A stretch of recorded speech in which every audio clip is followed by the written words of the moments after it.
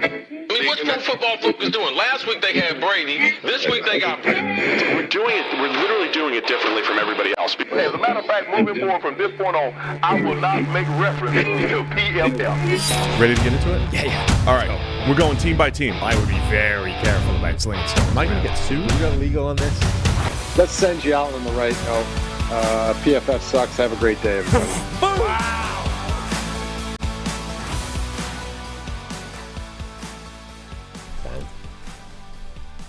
Welcome into the PFF NFL podcast. Steve Palazzolo, Sam Monson. We're live on a Monday morning, and it's mock draft Monday, Sam. It is, Steve. It's mock draft Monday. And it's the first one in your 43rd year, because you're 42 now. 42 now. You're old. Yeah. You had a birthday. Happy birthday. Thank you. Appreciate it. Celebrated my birthday yesterday. On Easter Sunday. On Easter Sunday. My wife's birthday as well. Wow. As always, yeah. She also turned 42. A lot of celebration on Easter. A lot of celebrating. Yeah, we just had an Easter egg. The resurrection of our egg. Lord and our birthdays. I did taxes and got a big chocolate egg. It's almost the same. Yeah, we celebrate differently. Yeah. Well, I mean, my tax, I didn't end up owing anybody any money, so that's a big celebration. That's a big win. And then you get the chocolate egg. It's so you perfect. made money. Yeah. You turned it into a business day for you. Right. Making money, which is great. So, yeah, we appreciate everybody being here. Head-to-head, we're not really head-to-head as we are during the season with Good Morning Football. That's going to be up in the air. They're all off to L.A. Are we going to move taking a break. to L.A.? I am worried PFF about us moving to L.A. moving to L.A. It's all shifting that A lot of the brass here lives in L.A. brass has migrated to L.A. So I do worry sometimes that they're just going to airlift the studio and the office and drop it into L.A., you know. And then we're going to, can you imagine the commute on the I-5 or whatever? Commute's going to be horrible. That's going to suck. The taxes will be terrible. All of it. Yeah. You think you're getting money back. Not in L.A. Not in L.A. You're not. Absolutely not. No. So I worry about that sometimes. Yeah. But because of Good Morning Football, they had to deal with it. I mean, they're dealing with it right now. From New York to L.A. Anyway. Can you imagine, by the way, the hours you have to pull to run a breakfast show on the West Coast? Oh, gosh, no. Like, what is their wake-up time now? 2 a.m.? Like, they're running a night shift now. Just pulling all-nighter. Right. Yeah. They're basically on nights. Your third shift. Forever. You're working nights. Absolutely. It's awful. Don't want to do that. So it's Mock Draft Monday, as I said. We're going to go through Arjun Menon over at PFF.com. Did an interesting one because, look, we're just looking for discussion points. We're just here to talk for a couple hours. And he used, Arjun, the draft betting market to create a mock draft based off the market, essentially. What's the market saying? And, all the caveats apply. The betting market also had Will Levis as, the favorite to go number 2 overall as late as draft week last year for whatever reason. But this is a good way of maybe, much like the consensus draft board. I wonder where it was this time, though. Like, did it actually have, I mean, it didn't have him in the second round, but it might have had Levis as QB4 at this point. I think Levis last year at this time was exactly where J.J. McCarthy is right now. Right. He could go high, he could go in the teens, but he looked like the fourth quarterback off the board. I think that's where Levis was at this time. Which, by the way, I was just telling you off air, a good show for us to do at some point would be to go back through some of those old draft decisions. This guy versus that guy, Penei Sewell versus Jamar Chase, all of those debates. What did we say ahead of time? What were we thinking? What was everyone else thinking? What actually happened and what has happened since? What have the results been? I think that'd be a great show. So send us some old controversial, debatable, draft takes or whatever it might be that we can revisit. Decisions, really. Yeah. Jamar Chase, Penei Sewell, I think, is the most obvious one in recent years, but that was like pre-draft that had a whole cottage industry around it. I thought like re-ranking. It had its own image. Like the receivers in 2020, it was CeeDee Lamb. Jerry Jeudy was the consensus favorite. A lot of people love CeeDee Lamb, and then Henry Ruggs was the fastest, and Ruggs was the first one off the board of that trio. And just revisiting those three. And then the fact that Justin Jefferson became the best of that group. So the receiver class of 2020, those types of things. Hopefully I didn't kick the mic. I just kicked the mic again. Oh, no. Hope it's still working. Is the mic still working? I think we're good. All right, so you want to get into this? Yeah. It's over at PFF.com. It's called the Market Implied 2024 NFL Mock Draft. And we will go through this. And the great thing about this is it's not us. It's somebody else's take. Every now and again we do this. So if you're complaining, so this is just like the need one though. Sick graphics on this, by the way. Yeah, the graphics are really cool. This is like the the need one, though. This is the one that probably makes the fans the most happy. Because the fans, what they really want to see is like, I've been reading all these mock drafts, and I'm a Bears fan, and most of the time they give me this player. It's basically the consensus, but with whatever information is gleaned from insiders folded into it. All right, so let's get into it. Arjun, over at PFF.com. Pick number 1, we've got Caleb Williams going to the Bears. Not much more to discuss there. I believe he's going to be the guy at number 1. Yeah, it does very much seem locked in, despite the closer we get to the draft, the more people are coming out of the woodwork saying that they would draft somebody else number 1, because I think we've just reached that point in the process where we've sufficiently overthought the number 1 pick, and now we're trying to find other reasons. But yeah, Caleb Williams is the best guy. He's the number 1 guy. He's the guy the Bears are going to pick. All right, the number 2 overall pick, the betting market is starting to lean towards LSU quarterback Jaden Daniels at number 2 to the Washington Commanders. This is the one where I feel like I've been on the Drake May bandwagon, not just as an evaluator, but as predicting the draft. Where do I think Washington's going to land? The more I talk to people, though, Sam, I'm getting less confident. What are you smirking? What's going on? Ben in the chat points out that we should have done an April Fool's mock draft. This is like what an open goal we've let go by. This is almost as bad as PFF GAR. We could have done a whole April Fool's mock and just taken comedy players, and people would have hated it. It would have been amazing. Can we restart? Can we just start it up? We could just start it again, redo the title, and spool up some new graphics for an April Fool's mock draft. We could just do it on the mock draft sim. That's true, we could. I'm ready to cancel and start right now. You want to next the show and do a mock? Yeah. Do an April Fool's mock right now? Yeah, that'd be great. How mad would everybody get? Oh, look, there you go. Here it comes. We're not really doing this, are we? Oh, man, that would be amazing. Drake May at 1, just to really aggravate people. JJ McCarthy at 1. Oh, JJ. Yeah, JJ at 1. Yeah. Now I'm torn. Did you see Jaden Daniels had to come out and comment about his elbow? I accidentally, You started a controversy? How do you guys say that overseas? I've heard it. Controversy? Yeah. I've heard it with the emphasis on different syllables. How do you say it? Controversy. Yeah. So we say it the same. I was listening to a podcast recently where someone from the British Isles, controversy or something like that. It was all messed up. Anyway, carry on. You started the controversy. Well, I was part of it. So I definitely poured some gas on the fire, but I think there were more people than me that noticed the weird-ass photo that Ian Rappaport tweeted as just part of his, random, Jaden Daniels tweet. I can't remember what he was even talking about, Pro Day or something. And then there was the picture of him and his elbow. It was, launched out of his own arm. I quote tweeted, it was what the hell is going on with his arm? And apparently a bunch of other people noticed this as well, to the point where it went so viral that Jaden Daniels had to tweet out, "There's nothing wrong with my elbow. That's good. Stop That's good this." You could have tanked his draft stock. Yeah.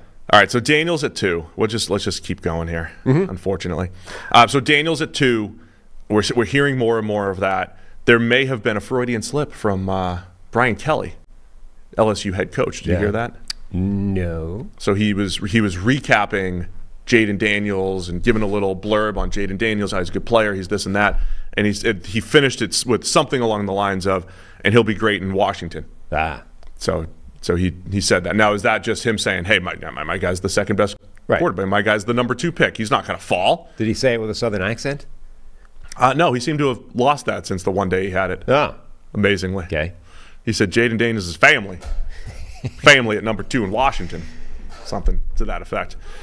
So Jaden Daniels number 2. Okay. I'll just say again, with Daniels versus May, I don't know. I feel like there's more like a Greg Cosell in Dan Orlovsky. Guys, let's say Dano says Jaden Daniels should be number 1. Oh, I know that. There's a few saying Jaden Daniels number 1. But Greg Cosell, he's got Daniels as his 2, I believe.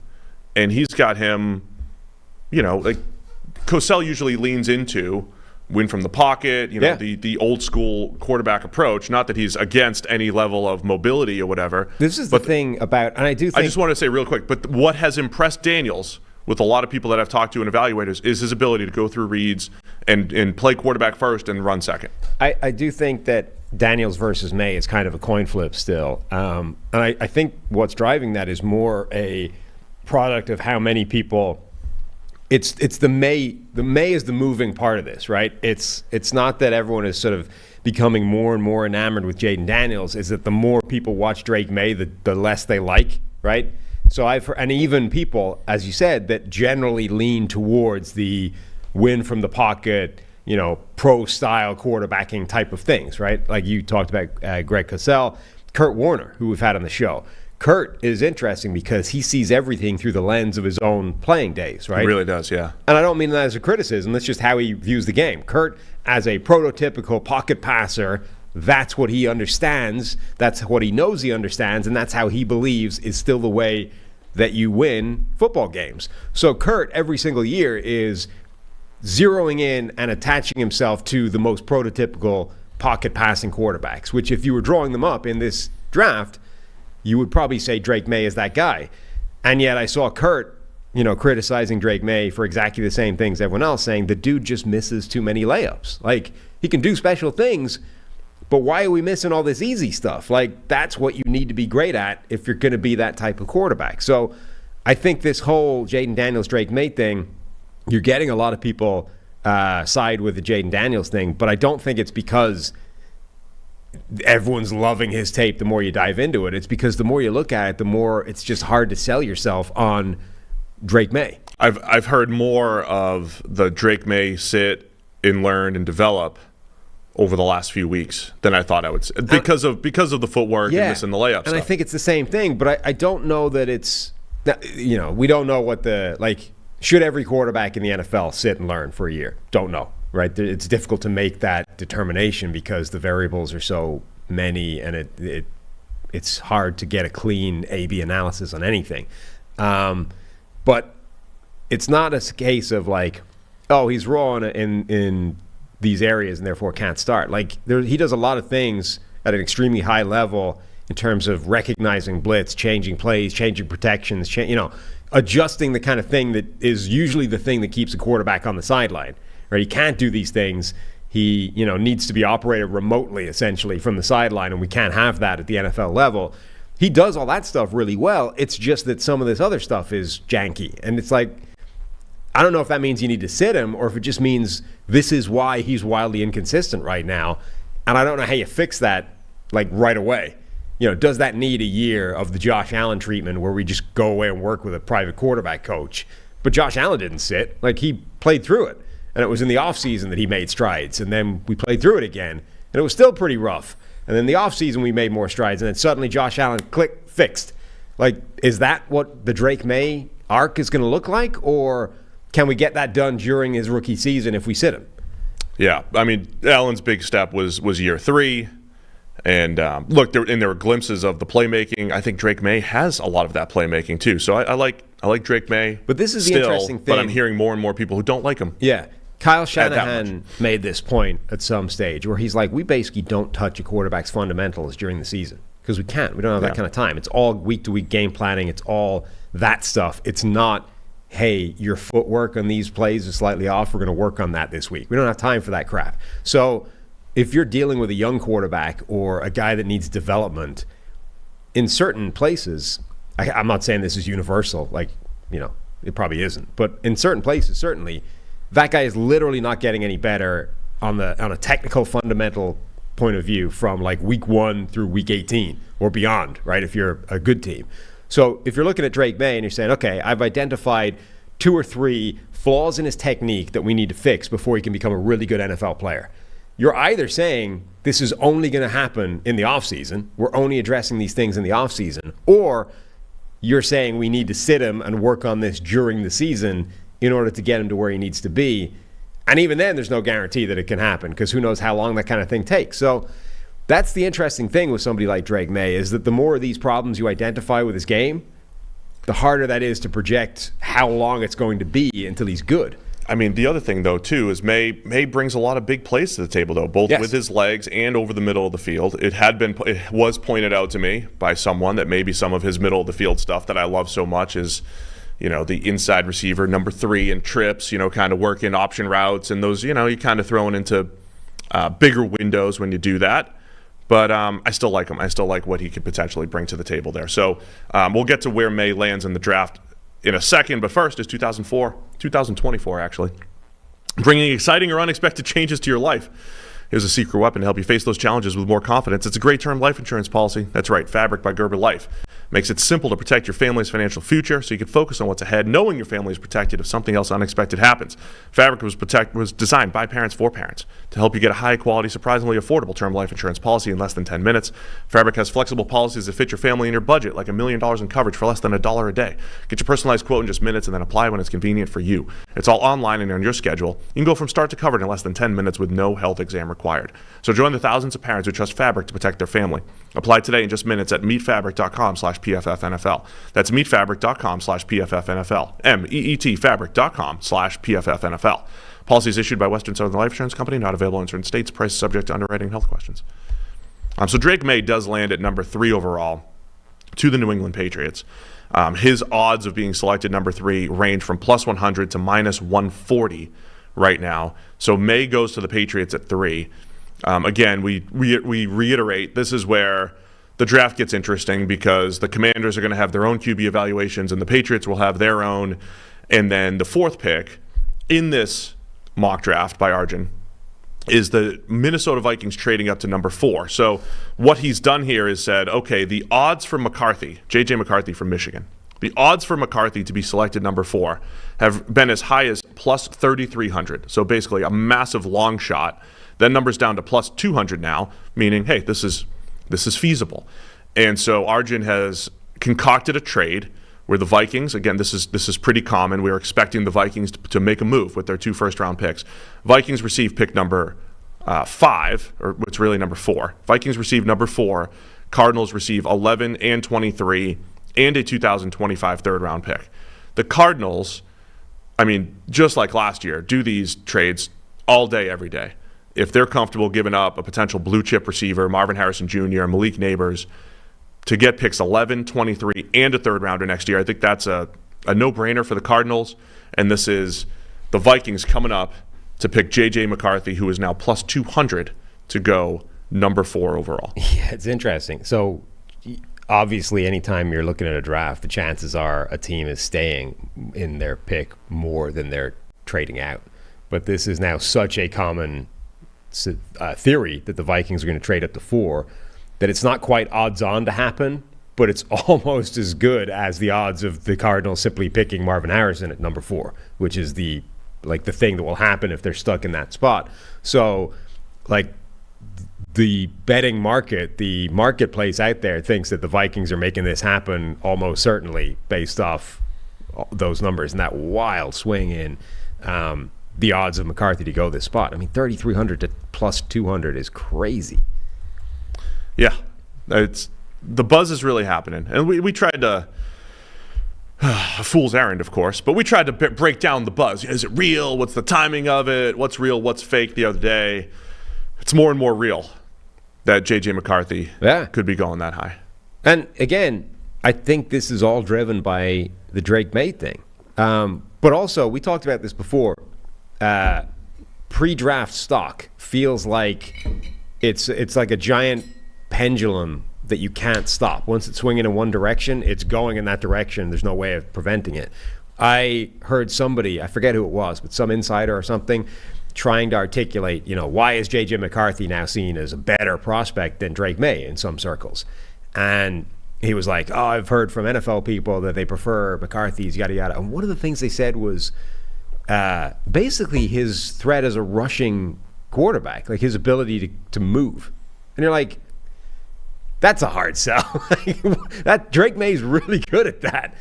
I mean, that as the only thing. No, but it was part of it. It's like May's very good at that. Yeah, he threw in like 3 things, and I'm like, I can't really see an argument that says McCarthy's better at that than May is. Let me just throw this out there too. Depending on who's picking where, Michael Penix Jr. could be in this discussion. I'll just say it like that. Michael Penix Jr. There's 32 teams. There's 32 evaluations. Michael Penix Jr. could be a top 3 or 4 quarterback off the board depending on where those evaluations land. I don't think he's out of the equation. You made this point that if you simply remove the national title game from his college resume, he's a round higher in the consensus board, right? Yeah. Where is he in the consensus board? I think. Look, it's not like people are completely souring on Penix. I mean, he just ran in the 4.445s. Yeah. Right? Legit. After having negative rushing yards in college because they count sacks as negative yards. But he never takes off and runs. He never shows off this speed. 34. He's 34 on the consensus board? Yeah. But I think after the pro day, because everybody whose stock goes down after pro day, it doesn't exist other than Teddy Bridgewater. Remember Teddy? Took the gloves off, couldn't throw it. And they were like, this guy gotta keep the gloves can't on, throw Teddy. it. 2 gloves. So Penix, I think, is in that like Raiders at 13 discussion. But my point being, so before that game, he was being talked about as first round, mid-first round, pushing himself into the top 10 with the semifinal game, and then the national title game happened. It was like, second rounder. All it takes is for a team to view that game the way I viewed C.J. Stroud's Georgia game last year and say, it's one game that was an unusual outlier relative to the rest of the body of work. I'm essentially throwing that out, right? I'm going to lean more heavily on the overall body of work than I'm going to lean on the one game that showed me everything else. So all it takes is one team to say, we loved Penix heading into that game. It was one game against the national championship with an amazing defense. We're basically throwing it out. Everyone has a bad game. It wasn't just him that had a bad game. The whole team didn't play well. Don't care. If one team does that, Penix goes from mid-second round prospect to somebody could take him in the top 10. It would be awesome because I've heard the rumblings, we'll say, that people could love Michael Penix. It would be awesome if I'm being played. Yeah. And if I was being lied to. Yeah. That'd be fun. You're just a mouthpiece again. Because what if someone was doing to me what I wanted to do was create the fake rumor and see how it could. You would be an amazing mouthpiece to use on the basis that you believe pretty much everything. Everything pre-draft. I like to buy into all the hype. Yeah, all the stuff is true. So the market has J.J. McCarthy going 4. So right now in Arjun's mock draft, we have Caleb Williams, Jaden Daniels, Drake May at 3 to the Patriots, and the Vikings trading up for J.J. McCarthy at 4. This isn't. We've seen elements of this before in other mock drafts. Now it gets interesting again. Pick 5, Chargers are on the board. And now, Chargers fans, you have the pick of the best non-quarterback in the draft, whoever you think that is. Marvin Harrison Jr. is who goes here based off the market, and then Malik Neighbors goes 6 to the New York Giants. Now, since we're not doing 5 days a week anymore, the last time we talked was on Thursday, right? Yeah. And Malik Neighbors was in the middle of his pro day. Mm-hmm. And we were saying literally in the middle of it. Literally in the middle of the pro day. Halfway through giving updates. Yeah. So he had a 42-inch vert, and we said he's going to run his 40. We had predicted you predicted low 4.3s. I predicted high 4.3s, right? 4.38. He's in that high. Basically 4.4 flat. I thought he was 4.38. Yeah, you predicted basically 4.4. I said 4.38 to 4.4. Your range was 4.39. 4.39 to 4.41. Yeah, you're right. So we ended up at 4.38. Whatever, based on I think the official, was 4.38. So either way, he ran sub 4.4, Malik Neighbors. And I did believe if he did that could have him leapfrog Marvin Harrison Jr. I mean, Marvin Harrison Jr. feels a lot like Caleb Williams in terms of the guy that's getting overthought the closer to the draft we actually get, we're bored of prospects that are too clean. I have some information on that. Okay. I have some data I wanted to bring up, but really quick. So Arjun picks Marvin Harrison Jr. for the Chargers because as of right now, Harrison is still the heavy favorite to be the first wide receiver off the board as of the time of this writing. I thought that the pro day could flip Neighbors. And again, the more you hear around the league, there's a lot of rumblings around the league. This didn't start this week. This started months ago. I think Dane Brugler of The Athletic had this first, like, hey, some people like Malik Neighbors over Marvin Harrison Jr. So I want to put some perspective to this. Marvin Harrison Jr. is number 3 on NFLMockDraftDatabase.com, number 3 on that consensus board. So I was curious when we're talking about the historical aspect of the draft. How many top 3 players went 6th or lower? So top 3 on the big board over the last 8 or 10 years, but landed at 6th or lower in the actual NFL draft. You want to hear the names? Yeah. Okay. We have Jamal Adams, safety. We have Leonard Williams back in 2015. We have Quentin Nelson, guard. We have Evan Neal from the Giants. Remember, there was a point where Evan Neal was getting number 1 overall hype, so he was in the top 3. Man, imagine if they made that big. Right? Yikes. Penei Sewell was in the top 3 on the consensus board. He landed at 7. Ed Oliver went 8th overall. And then Laramie Tunsil. Of course, there were reasons why he fell, namely a gas mask video that Mike Tannenbaum put out there to have him drop to 13. I'm just kidding. I'm going to get sued by Mike now. I'm going to get sued. He was the Dolphins GM at the time. Bad idea. I said the Dolphins put it out. Okay, Mike didn't do that. I love Mike, friend of the show. So those are some interesting names. Most of them worked out, right? Yeah. You'd say Jamal Adams worked out until he fell off. The only player who did not become a solid starter or better was Evan Neal so far. And a lot of the ones that sort of went lower than you would expect them to go based off that ranking are positions of non-value. So yeah, it hasn't happened for a receiver. Right, safeties and guards. And I have one more data point I just wanted to throw out there for perspective for this receiver class. Again, using NFLmockdraftdatabase.com. What are the highest draft board ranks for receivers by this data set since 2016? So this is where they rank in their respective draft on the consensus board. Marvin Harrison Jr. is 3rd. That's the highest we've seen for a receiver. Jamar Chase was 5th in 2021. Malik Neighbors is 5th. Rome Odunze is 6th. And those are 3 in this draft class, 3 of the top 4 highest that we've seen. The next closest is Jerry Jeudy ranking 7th in 2020 and Garrett Wilson ranking 8th in 2022. So when you talk about the impact and how much the NFL and evaluators love Marvin Harrison Jr., Malik Neighbors, and Rome Odunze relative to other years, it is through the roof with that top 3. So I just found those things interesting. Like, as I'm hearing Marvin Harrison Jr. potentially dropping, usually when the good player drops for whatever reason, he still ends up being really, really good. So, but it could actually happen, right? It is enticing to look at Malik Neighbors and his explosiveness. In this particular mock draft, though, Marvin Harrison Jr. going 5 to the Chargers, and Malik Neighbors going 6 to the New York Giants. Yeah, look, I think there's a conversation to be had about Marvin Harrison versus Malik Neighbors. I do, however, think that a lot of the current conversation is simply being driven by boredom of Marvin Harrison's like perfect draft We want stock. something to react to. It's as like well. Caleb Williams, right? We reach a point where we simply get bored of the guy being where he's the number 1 prospect, so we start to tear it down. And then we lose perspective, and you don't tear it down and compare it to what's the alternative. You simply start chipping away at it and therefore come to the conclusion mentally that something else must be the preferable option, even though it might not be. So, look, I think Malik Neighbors is a really good prospect. I think in any normal year, he would be the number 1 guy. I do, however, think that Marvin Harrison Jr. is the number 1 guy this year. There is no flaw to his profile. Therefore, he should be the top guy off the board. A lot of people think it's Neighbors, and it's close. So it's going to be a fascinating. That's going to be one that we're gonna look back. We're going to do a show 3 years from now. I also think, by the way, that Odunze deserves to be in that conversation as well. I mean, this is now being seen as just Harrison versus Neighbors. I don't think Odunze should get dropped from that top 3. I think it should be a trio, and not just those 2.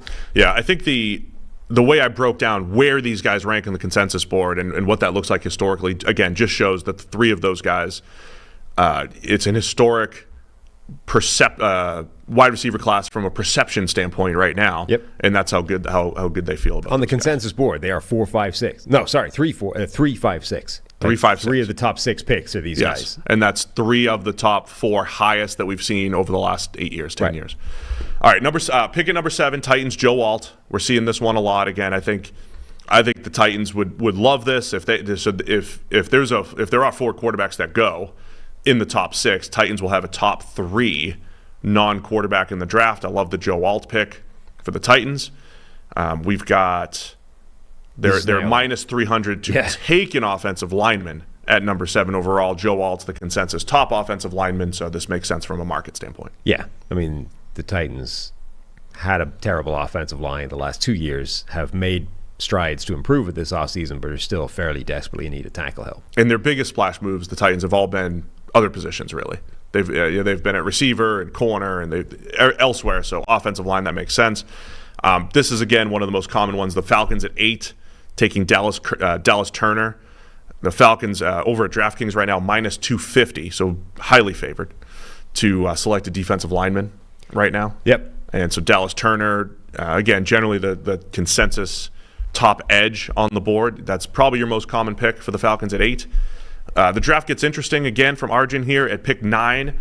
The Cardinals, so he's kind of reenacting what happened last year with the Cardinals. Remember, the Cardinals had pick 3. They traded all the way down to like 10 or 11. Yep. And then back up to 6 to take Paris Johnson. And not just last year. This is a kind of trend, I guess, in recent drafts. Like the Eagles did their, down and up type of move. Like there's a few Dolphins did that a couple years ago. Yeah, there's a few teams recently that have taken that approach of let's trade down in the draft to get as big a haul as we can possibly get, because the team wanting to come up the furthest is A, the most desperate, and B, going to have to give up the most. And then let's take a little piece of that and jump back up a few spots where teams are less desperate to move, but, it's cheaper. So I think there's a few teams recently that seem to take that as an approach that, let's take a huge step down and then jump a little bit back up and sit in a more comfortable spot in this draft. And usually the way you and I parse this conversation is, if you're a team picking at 3, 4, 5, whatever, and you want to trade down, the debate you're having internally is you don't really want to lose the opportunity to draft a blue chip player, however that's defined, on your own board, what have you. And in this instance, I would say there's a blue chip player available, which is wide receiver Rome Odunze. So we've got the Cardinals are down at 11. They trade up to 9 to the Bears for picks 11 and 90. And, Bears fans might not love this. Yeah. But where this makes sense, what do they only have? 4 draft picks right now, the Bears? So if they could pick up, they drop 2 spots, pick up pick 90 in this scenario, so add the valuable extra draft pick, and then the Cardinals, through all their wheeling and dealing, they're happy about next year's third. They got 2 first rounders, so they're using 1 to come up and get Rome Odunze at 9. So now the Cardinals, instead of debating at 3, do I take Marvin Harrison Jr. or Malik Neighbors, still feeling pretty good about they got Rome Odunze and picked up pick 23. Particularly, if they view that trio of wide receivers the same way I do, being able to get out of that, pass on Marvin Harrison essentially, pick up that type of haul from the Minnesota Vikings, and then get Odunze, who might be right next to Marvin Harrison Jr. in terms of prospect ability anyway. And when you're talking about 3 guys like that, history tells you that even if you love 3 guys in a very similar level, the chances are that you've correctly identified which one of the 3 will be the best player is minimal. So if you are in a position to be able to pass on one of them, pick up extra draft picks and then draft another one, that's absolutely the roll of the dice you should be making. And for Arizona, that would be for the second year in a row, right? We would be coming out of this going, fantastic business. I would really like this draft for Arizona. I don't even know who they pick at 23. I don't remember. I glanced at it, but we'll see what they pick at 23. I would love this for Arizona. Again, picking one of those top 3 receivers and sneaking an extra wide receiver in there. I just went and looked. This would be a good haul. It'd be a good haul. I can't wait to be surprised. You would not love the Bears, though. You'd be sitting here breaking down the Bears' first round and not loving it. We'll get to that in 2 picks here. Jets at 10. They're taking Fuaga from Oregon State. How do we decide we're going to pronounce his first name? I usually wait until the Beast comes out for Dane Brugler. Because he's got pronunciations. He's got the official pronunciation. It's Talise Fuaga, right tackle from Oregon State at pick 10. You can't like that. That's replacing the great Morgan Moses. No, it's future-proofing. It's future-proofing. He's not going to start over Morgan Moses. Of course not. That would be crazy. He's going to compete at guard. Right. Be a swing tackle. Be a swing tackle. Huh. If he was picked at 10. We're not just drafting for this year, though the Jets might be. Yes, the Jets absolutely are. But as Arjun says here, this one's tricky because it's almost equal odds of the Jets selecting an offensive lineman or tight end Brock Bowers. So that's the interesting thing about the way Arjun's crafting this mock draft, which is dependent on the market. It's not just who's the best player on the draft board. It's where the odds in various different categories, like odds that the Jets are going to take a lineman versus a tight end, or lineman versus a non-lineman, whatever it might be. Brock Bowers, though, does seem like the most common pick here for the Jets.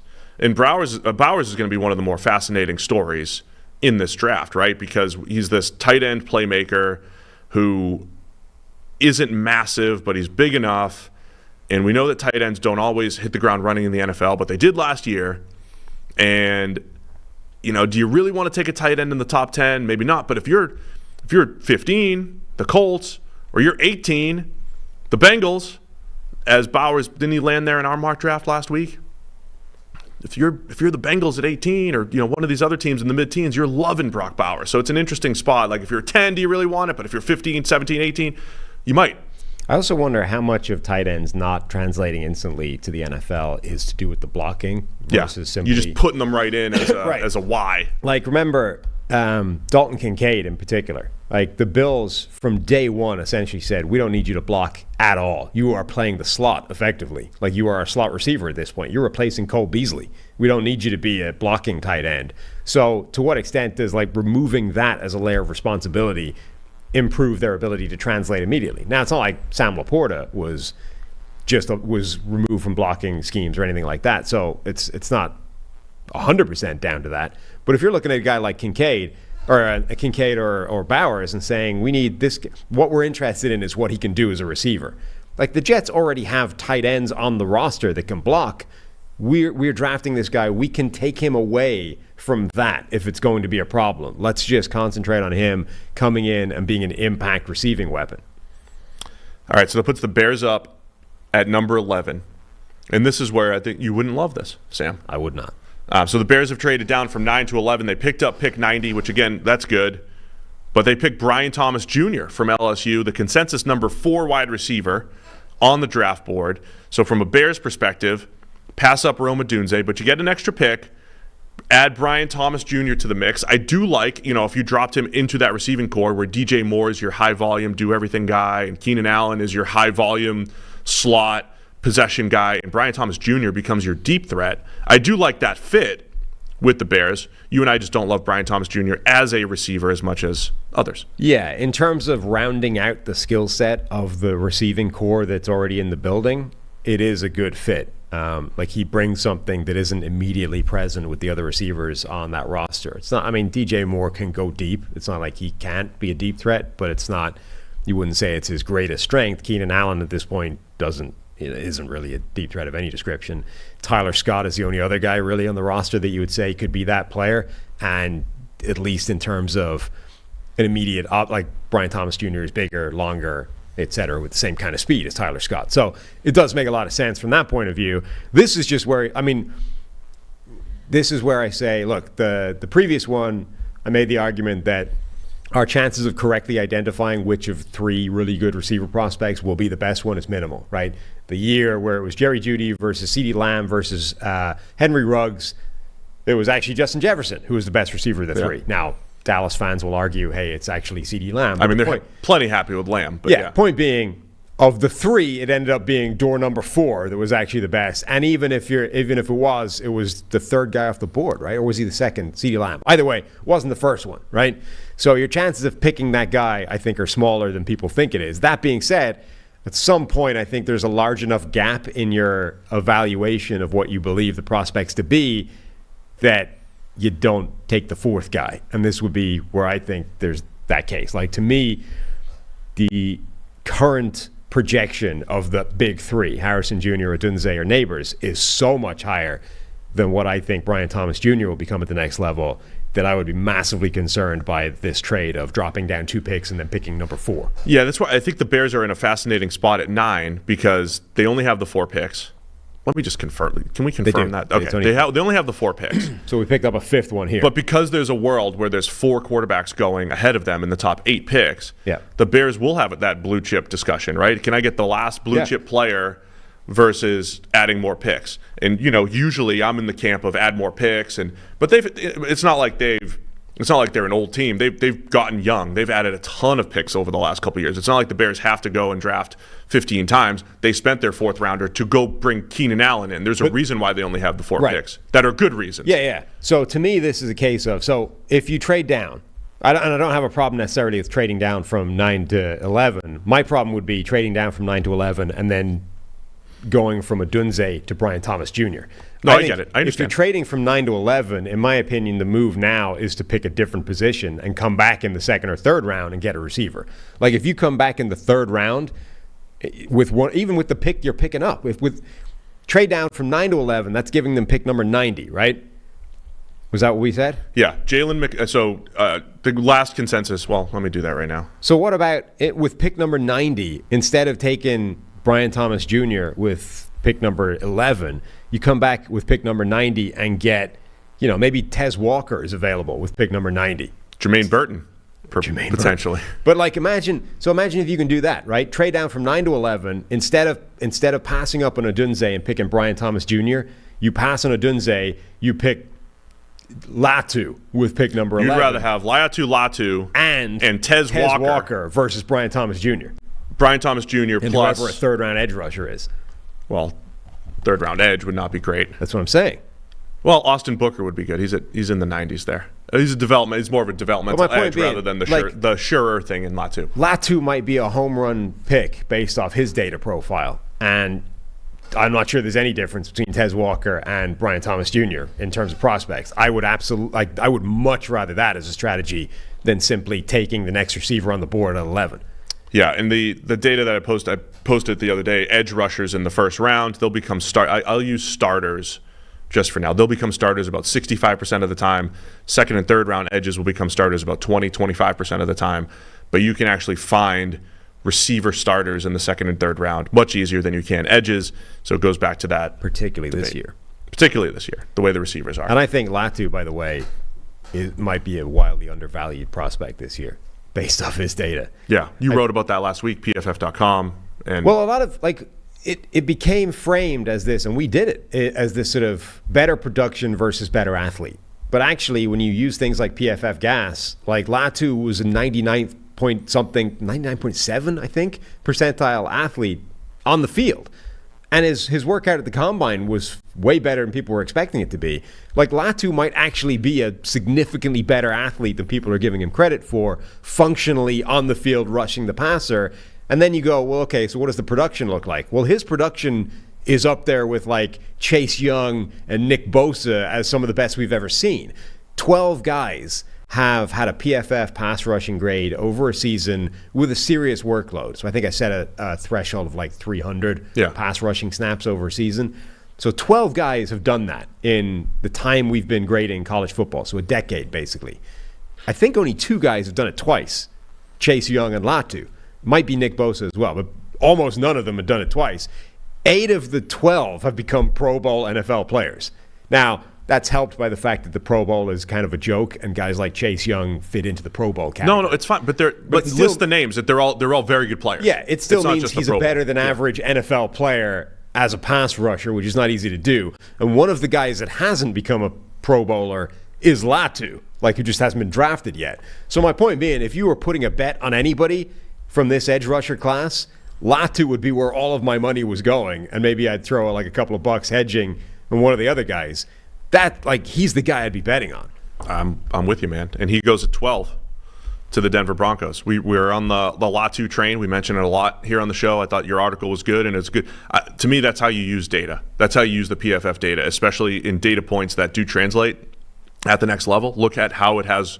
We've been pretty good at pinging pass rushers, both edge and defensive interior. That might be the strongest area of grades from college to the NFL translating. If you find a guy that is exceptionally good rushing the passer at the college level, he is almost always, it turns out, good at the NFL level. As I said, it's 8 out of 12 that have become Pro Bowlers. Now, the 3 that aren't Latu, have missed hard. They're nothing, right? Yeah. But generally speaking, if you find those guys, particularly against a high level competition, they're going to be good. So Latu goes 12th to the Broncos here. And obviously the Broncos, the next 2 picks are interesting because these are very difficult spots for the Denver Broncos at 12 and the Las Vegas Raiders at 13. Just to wrap up, to somebody in the chat, Christian says Chase Young is a bust. Chase Young is only a bust relative to the draft spot, right? He was the number 2 overall pick. Number 1, if he's a bust, it's because injuries have knocked his career sideways. And number 2, he's still a pretty good NFL pass rusher. If you got Chase Young, but you drafted him 17 overall, you would still consider that a reasonable draft pick. It's only because he was the number 2 overall pick. He was the best pass rusher to enter the league in years. He's only a bust relative to expectations as opposed to is a bad NFL player. There's also some massive misinformation going on in the live chat here on YouTube. Massive. What do we got? Jared Goff. Jared what? Jared Goff. Jared Goff? Golf. That's somebody's name in the chat? Yeah. Oh, I see. This might be Walt may have snuck in through Jared Goff. He said these guys loved Tyree Wilson for the Raiders. What? Well, that's just a lie.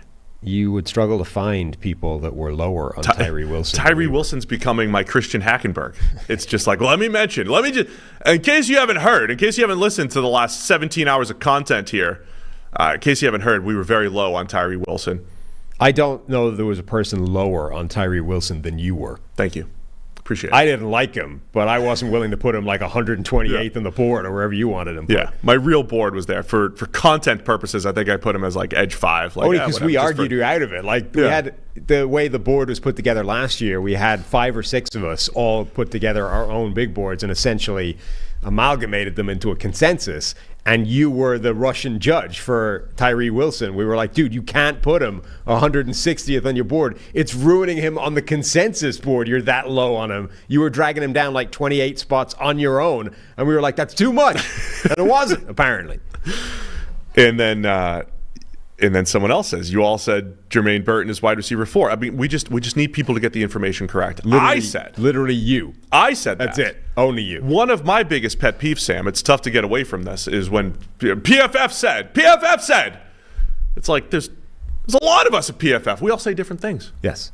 We all say different things. And there's also people, I just want to bring this up really quick while we're here. There's people who give reactions, and I just want to explain this. Like, oh, you guys don't trust your grades.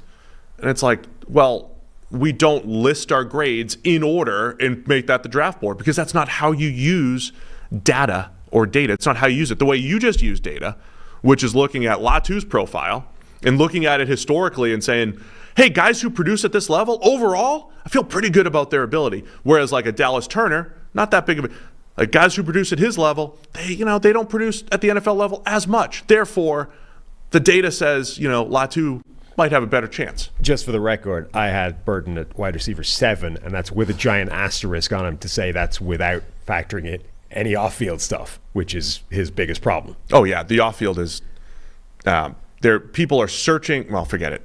There's not a lot of nice things being said about Jermaine Burton behind the scenes. No, the grading. But I'm saying the skill. So I don't really care. I'm not predicting he will be the 4th most best receiver. I'm just saying, skill-wise, based off film, Jermaine Burton is a first-round player for me. The grades thing, though, like if you've listened to this podcast for any period of time, you would know at no point do we say simply look at a grading number and nothing else. The grading number informs other data. It is a piece of the puzzle, and you have to factor in the various layers of context that do not get put in to the grading, right? Deliberately, because you don't want to arbitrarily determine what that should be worth. So, great example of this class. Marvin Harrison versus Malik Neighbors. 2 amazingly good prospects.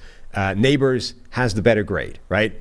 But Neighbors' quarterback might go number 2 overall, and Harrison's quarterback just transferred to Syracuse, right? From Ohio State. That hasn't gone well from the quarterback's point of view. There's definitely something to it. Why does Marvin Harrison not have as good a grade as Malik Neighbors if he's a better prospect? Well, the quarterback situation was wildly different, at least last year. Obviously, before that, he had C.J. Stroud. But the point being, you can't, if you were just looking at the number, you would say, well, Neighbors is better. But we know that quarterback influences the grade, so we don't say that. Yeah, so all that's good. One last thing I'll respond to, DBB in the chat. Why did PFF destroy the Bears in this mock? Again, it's not PFF. It's not PFF. The market. Arjun did. Go blame Arjun. Blame capitalism. Arjun, based off the market, we just did, I thought, a pretty intelligent segment on the Bears and how we might do something differently in the scenario where they traded down to 11. So if you didn't hear that already, rewind it and listen. So your guy, Latu goes number 12 to the Broncos, and then the Raiders take cornerback from Alabama, Terrion Arnold, at number 13. So the Raiders are plus 175 to take a corner on DraftKings. So that's where that's coming from. Again, this is a market-implied mock draft based off of betting odds by position, by player, various data sources. How could the draft play out here? So the Broncos thing is interesting, right? Arjun has said that the Broncos are heavy favorites to take a quarterback at most sports books, but with the top 4 signal callers off the board, it doesn't seem like Sean Payton would reach for QB5 here and build around him. I don't agree with that logic because it assumes Sean Payton's board looks the same as everybody else's. If Sean Payton thinks that Bo Nix is not QB5 or simply loves QB5 in Bo Nix, he'll take the quarterback there. Yeah. I mean, the Sean Payton aspect of this draft is one of the biggest storylines to me. It's this, and again, forgive us for repeating ourselves, but the fact that the Broncos don't have a second-round pick, Sean Payton feels like a guy who's impatient, even though he has a long runway here with Denver. Sure. So, can they stomach a rebuild? Right? It felt like Sean Payton didn't want to stomach the rebuild in New Orleans, right? Dealing with a post-Drew Brees world. And now they're in Denver, do you want to stomach the rebuild? You're eating all this dead cap from Russell Wilson. Will the Broncos actually be patient? Will they take this as a rebuild year? And if that's the case, take the best player and grab a quarterback in round 3 and grab Spencer Rattler later and roll with Jarrett Stidham and see what happens next year in the draft. I don't know if Sean Payton's the guy to do that. I just don't know if he is or not, right? Does he want to do that? I think most people would say, no way, Sean Payton, of course he's going to take a quarterback. Whether it's Bo Nix or Michael Penix Jr., just give him somebody, he'll make him work. So that number 12 pick for the Broncos, whether they try to trade up or take QB 4 or 5 there, one of the biggest storylines in the draft. Yeah, I just think it's a mistake to assume that everybody has the same draft board. And just because the consensus top 4 guys are off the board does not mean that it's Denver's top 4 guys. Like we've talked before about how Bo Nix appears to be unusually, it seems to be an unusually natural match with Sean Payton's type of offense, right? It's the type of quarterback generally. I'm not saying that Bo Nix is Drew Brees, but stylistically there are some similarities there, right? Yep. In terms of what he does well, in terms of the areas that you would say are strengths. So it's entirely possible that Bo Nix on Denver's board is not QB5. So, I mean, again, we're just going by market implied right here. This is how Arjun's done it. Laiatu Latu, I mean, I would love that pick for Denver outside of, hey, they still need a quarterback. Right. Terrion Arnold for the Raiders. He's going ahead of Quinyon Mitchell in this particular mock draft. We've talked about Arnold. I don't know if we'll end up doing a cornerback ranking show, but as we've said before, I think you and I love the way he plays man coverage. Incredible overall one-on-one, man-to-man skills. And I think that would be a good fit for the Raiders at 13. Mm-hmm. Yep, like that a lot. Saints at 14 are going Olu Fashanu, the tackle from Penn State.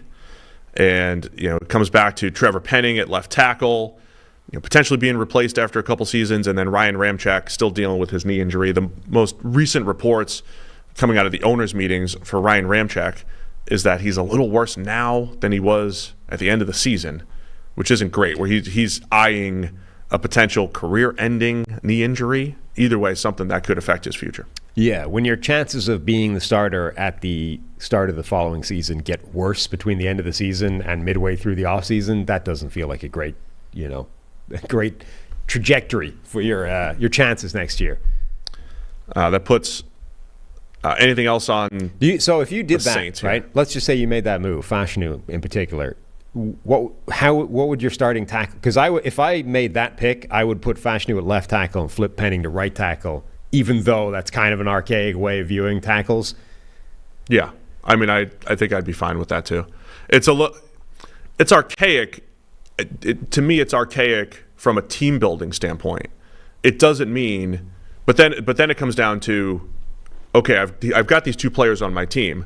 Would I rather have the mauling run blocker at right tackle? Would I rather have Fashanu as the left tackle? I think because Fashanu has higher upside, right? Best pass protector that we've seen. I don't want to mess with him. I don't want him flipping. I also feel I'd rather have him at left tackle where he's comfortable, and Penning, who's already not playing that well at left tackle, just flip him. That's the thing. So that's how I would make that decision if I have those guys on the team, which is different from I think left and right tackle are equally valuable. Yeah. I feel like Penning has already struggled at left tackle, so we might as well see if he can do any better on the right side. And if not, we're moving on from him anyway. For sure. I am with you. I would not mess with Fashanu. I think he could be one of the better pass protecting tackles. My comp for him is Laramie Tunsil, broadly smooth and pass pro, questions in the run game. And Tunsil's not bad in the run game. Fashanu, I think, has a longer way to go than Tunsil. But, Fashanu at 14, I think fascinating pass protecting tackle to take there. Mm-hmm. Colts at 15, take Quinyon Mitchell, cornerback. Another one, I think the Colts are coming out and saying, hey, we like our young guys. We like our young guys. But they're currently plus 110 on DraftKings to draft a corner because the Colts roster, as we've said in the other mock drafts, there's not glaring holes there. Now, I would definitely want to add a playmaker. I would definitely want to add a vertical threat to go with Michael Pittman Jr., to go with Josh Downs and the tight ends that they have there. But Brian Thomas Jr. is now off the board. And, on paper, I still don't love their corners, even if they do. They're young, and I think Quinyon Mitchell fits their profile. Unbelievably athletic, really productive. It still fits what the Colts would want to do, even if they do like the corners that they currently have on the roster. He's only 6 foot rather than 6'3", so he's not like right at the top of the I know the relative rest, athletic all their scores. guys are 6'2", 6'3", with crazy length. He's only a really good athlete as opposed to a stupidly good athlete. Yeah, but I like Mitchell. I mean, I don't know where the odds have Mitchell as the top corner off the board, but I wouldn't be surprised if he is ahead of Terry and Arnold. If you flipped those guys in this mock draft, I wouldn't be surprised. I think Mitchell's an absolutely in play for the Raiders at 13, maybe even a little bit higher. And with Gus Bradley as the DC, theoretically, they're going to be playing the type of defense that Quinyon Mitchell has done the most of. Off coverage, playing a lot of zone. Like, the big projection for a lot of teams with Mitchell is how does he do when you put him up at the line of scrimmage, make him play press man. Like, the Senior Bowl was a big experiment, effectively, for Mitchell to see how he could do with that stuff, because at Toledo he just didn't do any of it. The Colts will be one of the most natural teams to say, don't even care how he does that. We're going to play him like we did at Toledo, where we know he's good. Yeah, there's the scheme fit, the athleticism. There's definitely a good fit for what the Colts want to do. Yeah. Seattle Seahawks at 16, Troy Fontenot, the tackle/guard, going to Seattle. Yeah. So presumably a guard in this case. Yes, unless there are injury concerns on the right side with Abe Lucas. But yeah, Fontenot, I mean, they have two starting guard, competition for two starting guard positions. So I would assume Fontenot kicks in here. But the Seahawks are currently minus 135 on DraftKings to take an offensive lineman. So that number is really interesting, given the fact that they do have two starting tackles who they just drafted 2 years ago. Yeah. And they have the guard question. So that really only leaves, by the way, the guy who's getting a ton of buzz over the last week because he just had his pro day. Graham Barton. Was Graham Barton. And when you hear people talk about Graham Barton, we had Jim Nagy on the show here who said, we liked him as a center going into the Senior Bowl. A lot of people projected him to guard. And, our friend Nate Tice from The Athletic loves Graham Barton as well. Might have him as a top 10 or 12 player on his personal board. And he thinks Barton can play tackle. So you are talking about the NFL, or enough people in and around the NFL saying Graham Barton from Duke is a potential 5-position player. And I think Fontenot is a tackle/guard potential. So those two players. Well, he went the other way. Everyone assumed he was a guard. And then we saw his workout numbers and his measurables. You're like, those are prototypical tackle numbers and movement skills. He's just short, but he's got the arm length and he's got the movement skills to play tackle. So Fontenot and Graham Barton are two of the bigger wild cards in this draft, because so many teams, if teams are drafting for need and factoring in need, they could play guard, they could play tackle, they could fit in for so many different teams in the first round. Well, I think the wild card element of it is so many teams need guards and there aren't any in terms of like the first round talents. And even the centers, teams don't like taking a center as high as the mid-first round. So Matt Miller had one of his sort of scouting notebook dumps was Jackson Powers Johnson, right? Oregon center, getting more buzz. This was a ridiculous. No, it's not. It's a perfectly reasonable note to make. Because everybody was saying he's been one of the guys post season whose stock has kind of gone up the most, right? Everyone loves Jackson Powers Johnson. He's amazing. Looked great at the Senior Bowl before he got hurt. All this kind of stuff. Workout, fantastic. Data is amazing. He's allowed 3 pressures in 3 years, something like that at center. He's the darling of everybody. But Matt Miller was simply pointing out that generally the NFL doesn't seem to be as high as him as everyone else, but only in terms of they think he'll go at like pick number 25, which is where centers go in the first round. Exactly. That's why it's a ridiculous report. He's 24th. The point being, he's 24th on the consensus board right now. Right, the report is Jackson Powers Johnson's going to go where most people expect him to But land. in a lot of mock drafts, people are putting him up at pick number 16. Just because of fit, just because they need a center. Yeah, but the point being, his point is simply that even though you think this guy's an amazing prospect at center, centers do not get drafted this high. So now you're looking at all these teams in the middle of the first round with an interior offensive line need, and you're saying they're probably not taking a center that high because teams don't. The top guard on most people's board might actually be a tackle, and the other top guard on people's boards isn't even a guard. He's a tackle, center, maybe guard. So this is what I'm saying. Like, if you need an interior offensive line in the first round, all bets are off because there really aren't any guards. No, there's not. There's no pure guards. And teams don't take centers that high. So you're going to get either weird picks or projection picks where you're taking guys like Fontenot and moving them inside. Fontenot is currently 21st on the consensus board, most commonly going to Seattle at 16. Graham Barton currently 29th on the consensus board. But like I said, good workout last week, and hearing a little bit more buzz around Barton. So Seahawks and Fontenot, though, pretty common pick in mock drafts.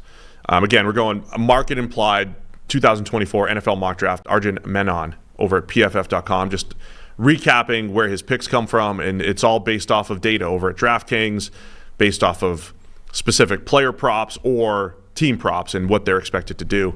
That puts the Jags up on the board at pick 17. They went Nate Wiggins, the cornerback out of Clemson. The Jags are minus 115 to take a corner with their first pick per DraftKings. Mm-hmm. And I love this pick. I mean, Nate Wiggins could easily be the best cornerback in this draft. He's certainly got the coverage skills for it. And I thought this at the time. Like, he weighed in at the combine ridiculously light. What was his number? Like 170 something? Yeah. And but I always felt like even though he was listed extremely lightweight, he had the frame to be able to put more weight on and wasn't an Emmanuel Forbes type of corner where you're like, this guy is playing at 165 and it's going to be a problem for his entire career. Immediately, he ran 4.27 at the combine and then added 10 pounds for his pro day and showed that he's already up at 180 something. I think there's room for more size as well. So now you're taking a guy that might have the best coverage skills, and you can probably play him at 190 pounds in his NFL career. So he's got the size as well. Yeah, I'm a big fan of Wiggins. He's a good athlete. The size, the size and 40 discrepancy thing. You've watched a little Wiggins. Do you feel like he plays that small? Because I think that's the bigger issue. And then, recency bias is a big thing. Emmanuel Forbes was in the 160s last year. Does Emmanuel Forbes and his struggles, he struggled last year. He struggled when he was on the field, especially against the Eagles and A.J. Brown, and then got benched. And, I liked Forbes as a player and everything, but our team's just going to say, never again, we're not taking corners that small. No, I think he does get physically overpowered at some times. But I think part of that is, once you get him, I think you can pack a bit more weight onto him. Like, if he was playing at 173 pounds, I would be a bit concerned. If he's playing it closer to 190, I have less concerns about how he's able to physically hold up against some of these bigger, powerful receivers. All right, I got to tell you about our friends over at AG1. It's important to me that the supplement's a taker of the highest quality, and that's why for the last few years we've been drinking AG1 over here on the PFF NFL podcast. Unlike many supplement brands, AG1 conducts relentless testing to set the standard for purity and potency, constantly searching for how to do things better. At 52 iterations of their formula and counting, their team's always trying to find better ways to source, test, and aim to find the best ingredients available. It's researched and developed by an in-house team of scientists, doctors, nutritionists with decades of experience in their respective fields. So many people have asked me if AG1 is actually the real deal, and trust me, there's a reason why we've been drinking it for so long here on the PFF NFL podcast. Quality for AG1 isn't just a buzzword. It's a commitment backed by expert-led scientific research, high-quality ingredients, industry-leading manufacturing, and rigorous testing. So at each step of the process, AG1 goes above and beyond industry standards. So we've partnered for AG1 for so long because they make such a high-quality product that we genuinely look forward to drinking every single day. So if you want to replace your multivitamin and more, start with AG1. Try AG1 and get a free 1-year supply of vitamin D3 plus K2 and 5 free AG1 travel packs with your first subscription over at drinkag1.com/PFF. That's drinkag1.com/PFF. Go check it out right now. All right, that puts number 18 on the board, the Cincinnati Bengals. And in this mock, Brock Bowers to the Bengals. You know where this came from? Harry's mock draft the other night. That's where I knew I saw this recently. Did you figure out how Harry had managed to just give the Chicago Bears pick away? No, I posted Harry's mock draft 2.0. So I give him the iPad and just kind of let him go. Go nuts. And I was throwing some advice at him. I was like, don't just pick the best need. Don't just pick the need. You look at the board, balance this thing out. Never take an RB. I told him, don't take an RB. Just don't do it. So, he's got all this advice. And at one point, he was wheeling and dealing. And he tells me, hey, the Saints traded up, or no, the Rams traded up with the Saints and took Latu. And I'm like, wow, that could really happen. I love that. And then I go and I look at the mock draft, and then somebody points out that the Bears picked first and second. Yeah. And so he didn't tell me about that trade. I don't know what happened, but it was probably Ricky Williams-esque. So the Commanders got every Bears pick for the next 3 years, and the Bears picked Caleb Williams and Drake May in 8-year-old Harry's mock draft. Yeah, That's my assumption. It's a very Steve move. Just take two quarterbacks. I mean, the reactions were great. And as somebody said, if you hide behind the child, it does ease the negativity just a little bit. I mean, there's still fans in there like, do you even know the specs that my team uses for arm length and you're picking the wrong guy? It's like, I'll pass it along to Harry. Yeah. But Harry had Brock Bowers going at 18 to the Bengals, and apparently the market implied mock draft also has Brock Bowers at 18 to the Bengals. Yeah, the market has been trying to give the Bengals a high-end tight end for years. It just doesn't seem to ever happen. So it would be fascinating. You would assume that if Brock Bowers was sitting there at 18, it would be a need and fit match too good to turn down. But, they have turned them down before. I would love this fit. Sure. I would love this fit for the Bengals.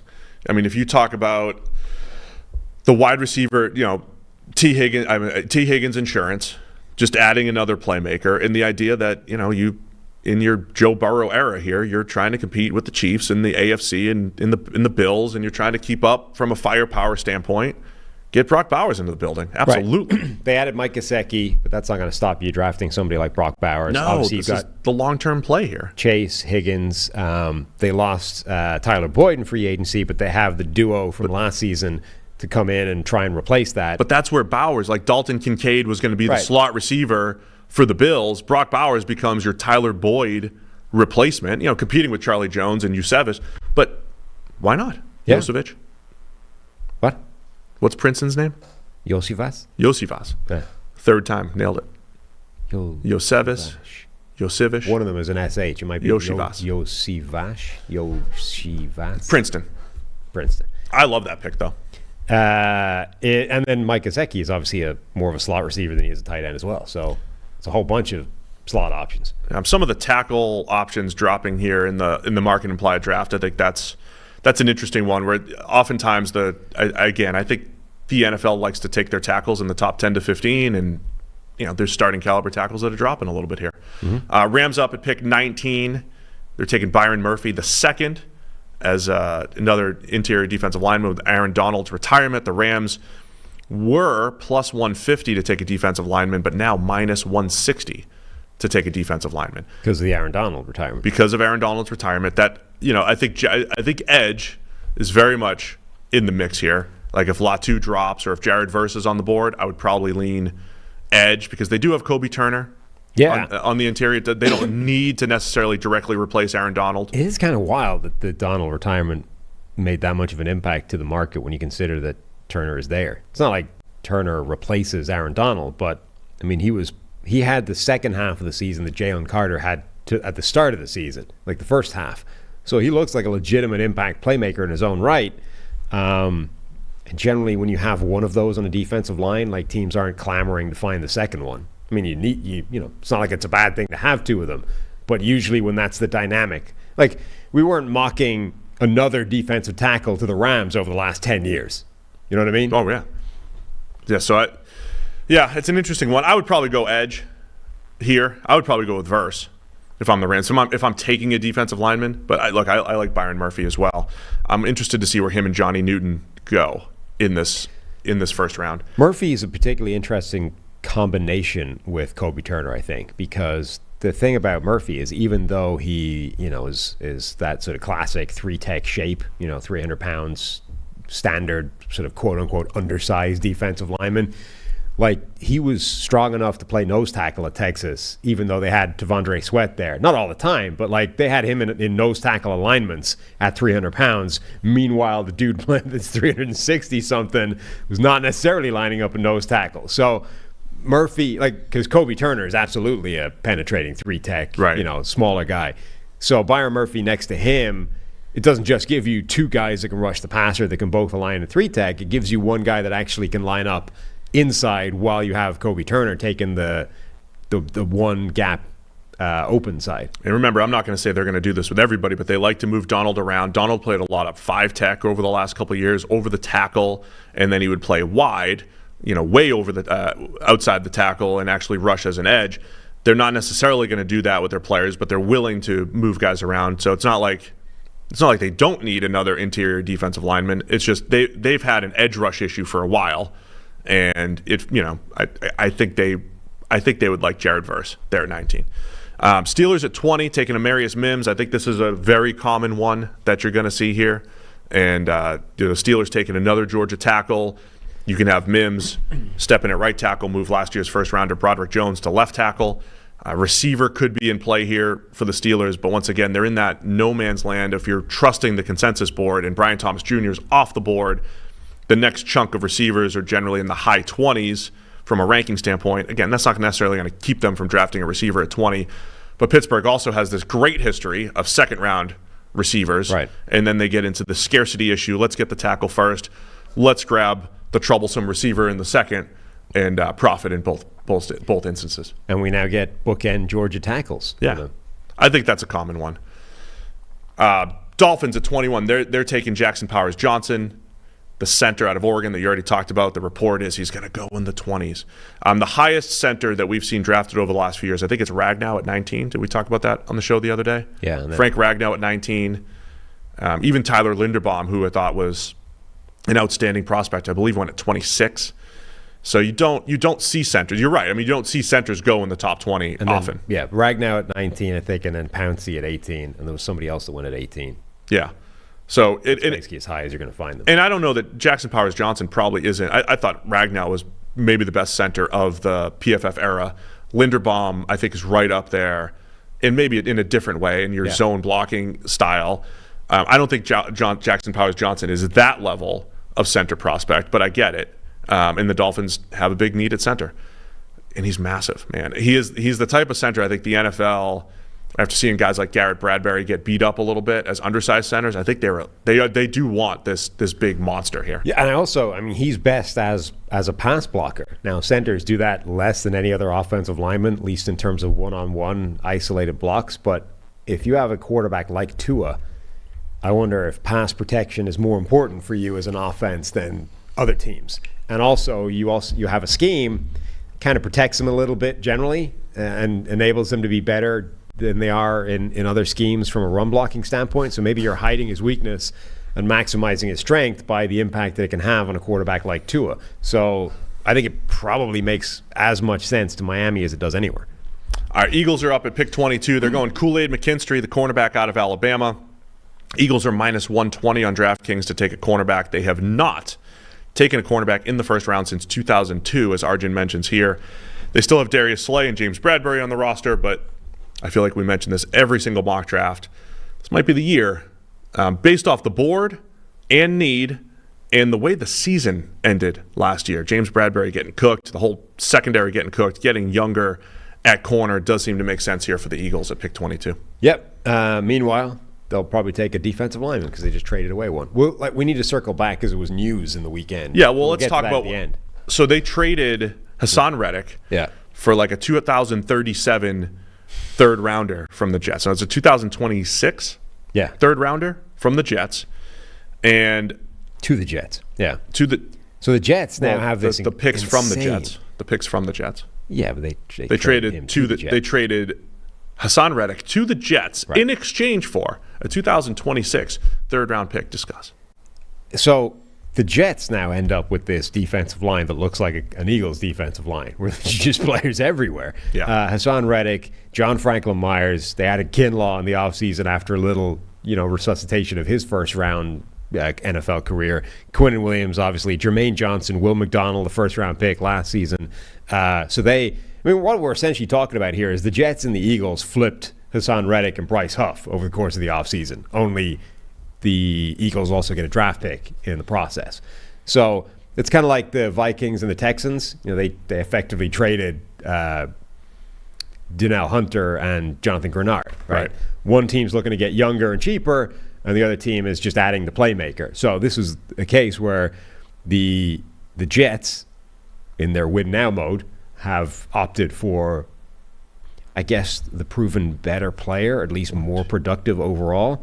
Whereas the Eagles have looked to get the guy that's younger and cheaper and actually more productive on a per snap basis over the last couple of seasons. This gives the Jets 6 former first rounders on their defensive line, just in there too deep, assuming Solomon Thomas and Javon Kinlaw make two of those too are deep. Solomon Thomas and Kinlaw. So yeah, they're two failed, we'll call them failed, first round picks of the 49ers who have a history there with D'Amico Ryan, with Robert Saleh. Right.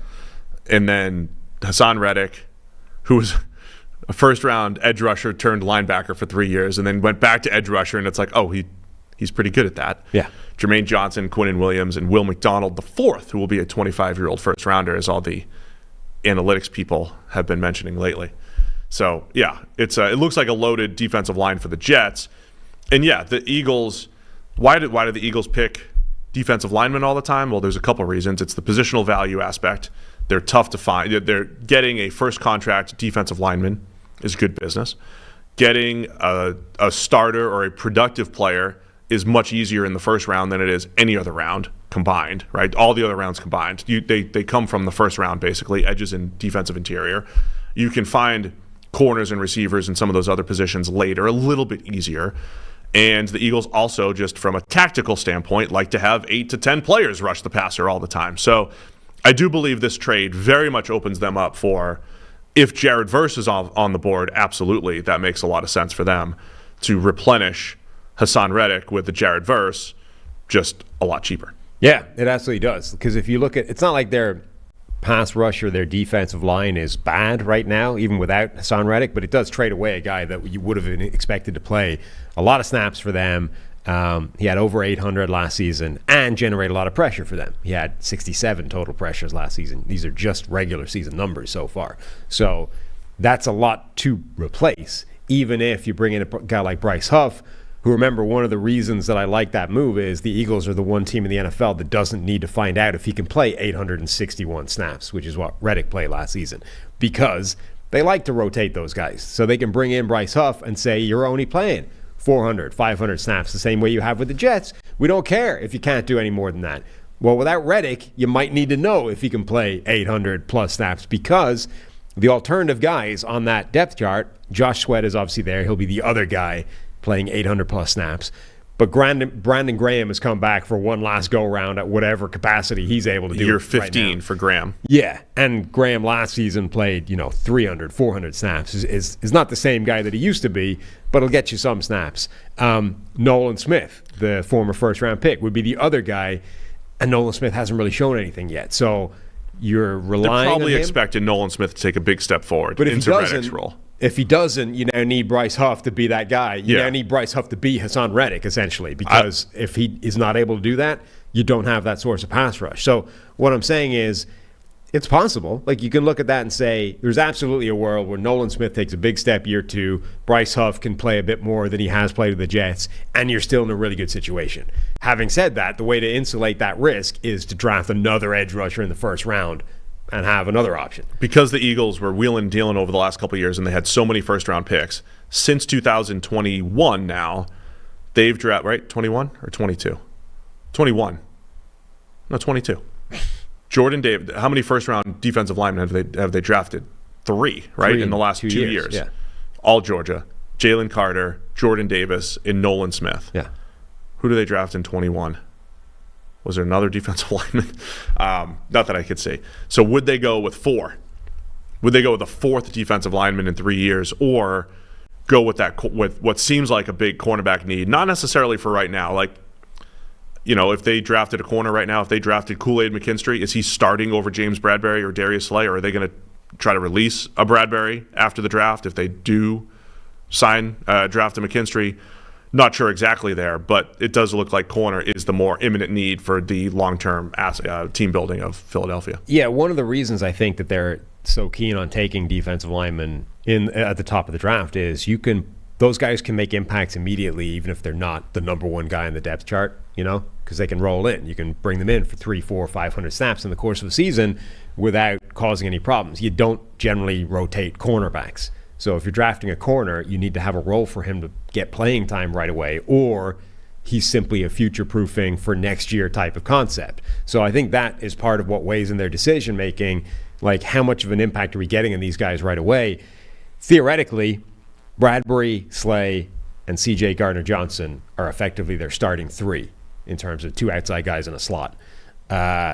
So if they're drafting a corner, they're either doing it for contingency. If one of these guys gets hurt, right, he's the next guy off the bench, or for next year. You're probably not looking to play him as a rookie.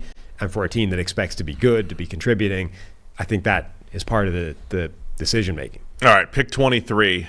Remember what's happened here. The Vikings started with picks 11 and 23, but they traded up to pick number 4. This keeps saying number 5.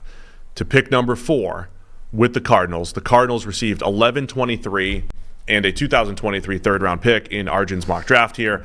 And they're going to take Jared Verse, the edge from Florida State. And if you're an Arizona Cardinals fan, love it. Yes, they took pick 11 earlier, traded up to 9, gave up pick 90, traded up to 9. So the Cardinals in this mock draft here, sounds a lot like last year. They have picked up Rome Odunze at 9, Jared Verse at 23, plus a 2023 third-round pick to offset a third-round pick that they give up this year. So the Cardinals come into this mock draft with pick number 4. They come out of it washing 2 third-round picks, but coming out of it with Jared Verse and Rome Odunze. And I would like that if I was Arizona. Absolutely. This would be an absolute home run. I mean, they come out of it with one of the top 3 receivers, picking up extra draft capital to make it happen, and then with the second first rounder now, you get a guy who is not. There are people that will have him number 1 as the edge rusher, like Dallas Turner, Latu, and Verse are the big 3 when it comes to edge rushers. There are a lot of people that will have Jared Verse as the number 1 edge in this class, and you can see why if you look at his production. I mean, his PFF pass rushing grade, 4 years in his college career, one at a much lower level, and then Florida State for 2 years. It's gone 83.8, 83.9, 87.1, and 90.3. So he got better as his college career went on. He got better when he went to the higher level of competition, and last season was his best season with 50-plus pressures, a pass rushing grade of 90. Like, he's legit. Yeah, I like Verse a lot. I'd be excited if I was Cardinals here with this mock draft. Definitely. With this draft for the second straight year. Loving how they were wheeling and dealing. And this all goes back to them having the number 3 pick last year and being able to maneuver and add all these extra players. That would be a nice little thread to pull to see how that all came together, if this is how it comes together in real life. Yep. Pick 24 is the Dallas Cowboys, wide receiver A.D. Mitchell from Texas. This is the first time I've seen A.D. Mitchell to the Cowboys. Arjun is talking about Michael Gallup getting released and, Brandon Cooks, how long is he going to be a Cowboy and just getting back to receiver? It's an interesting one for the Cowboys because I think they have 2 massive needs on the offensive line, tackle and center, and they're going to go receiver here in this particular mock. Yeah, and you've said repeatedly, right, that the Cowboys make the best draft picks when they do things like this, and they go, we're not touching the need. We're going to take the position that doesn't look like a need, and instead that's going to be the thing that makes us look great. I'd be fascinated by it because CeeDee Lamb is the guy that I have comped for A.D. Mitchell all the way along, and now you put them on the same offense. That would be kind of interesting. But it's right, like just because.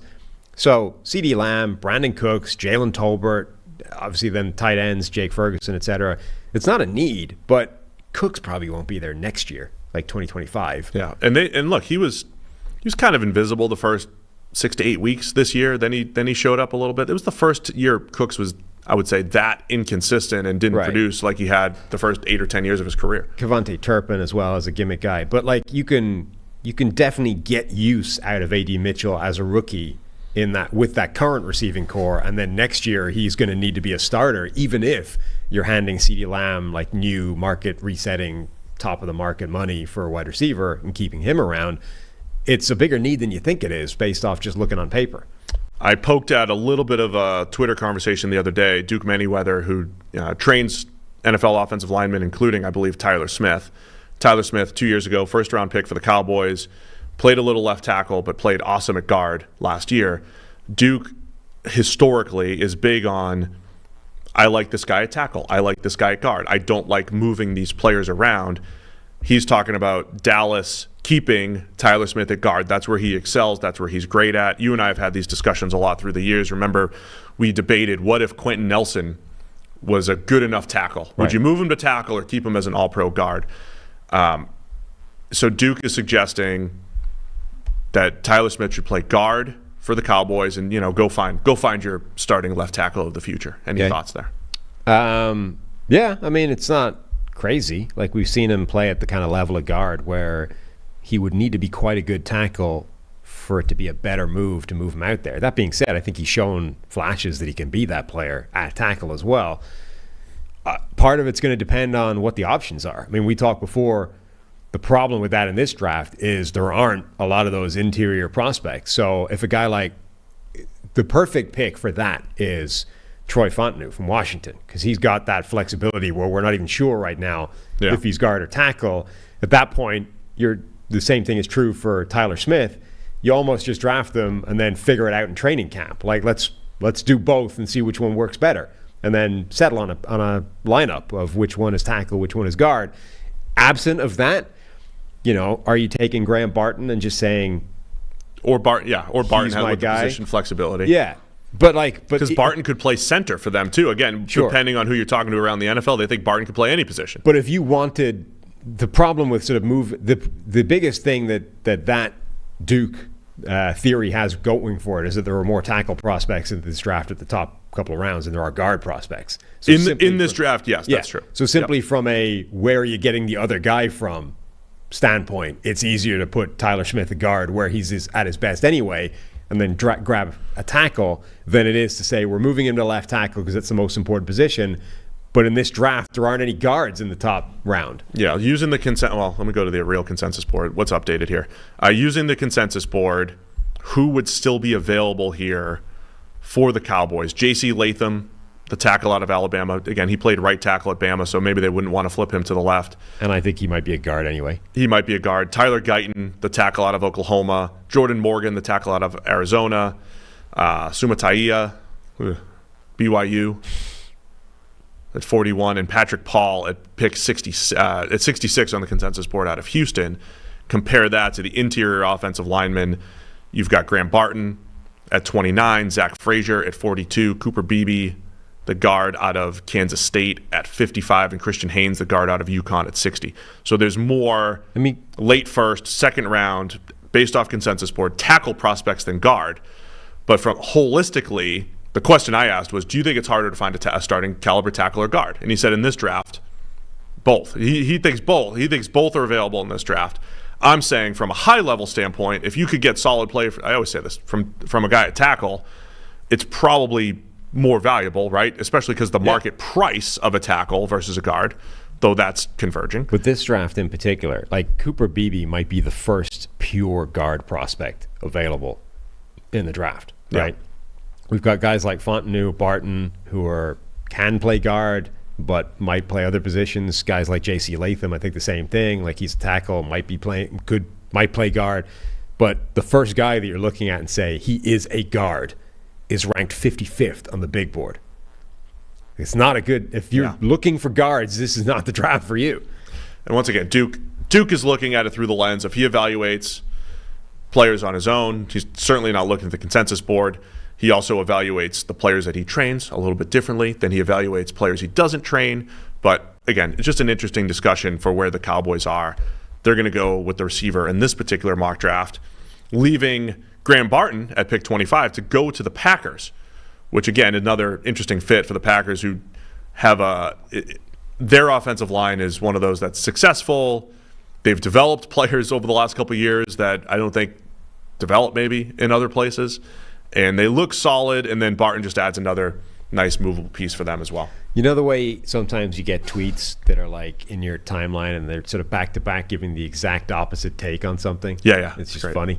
In the chat right now, referring to BB, we've got one guy, SDN40. BB is a mid-round prospect. The subsequent tweet from the Downtown Movie Lounge. BB looks like Quentin Nelson to me.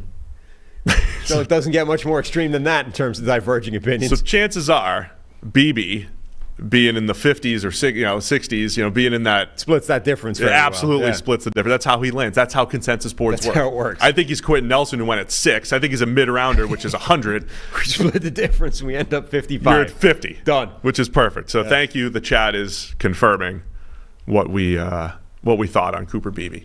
So yeah, Graham Barton, again, like I said, getting a little bit of hype from what I've seen. Played left tackle at Duke. And he's the next pick, so that's 25. That's what I'm saying. He's going to Green the Bay Packers here.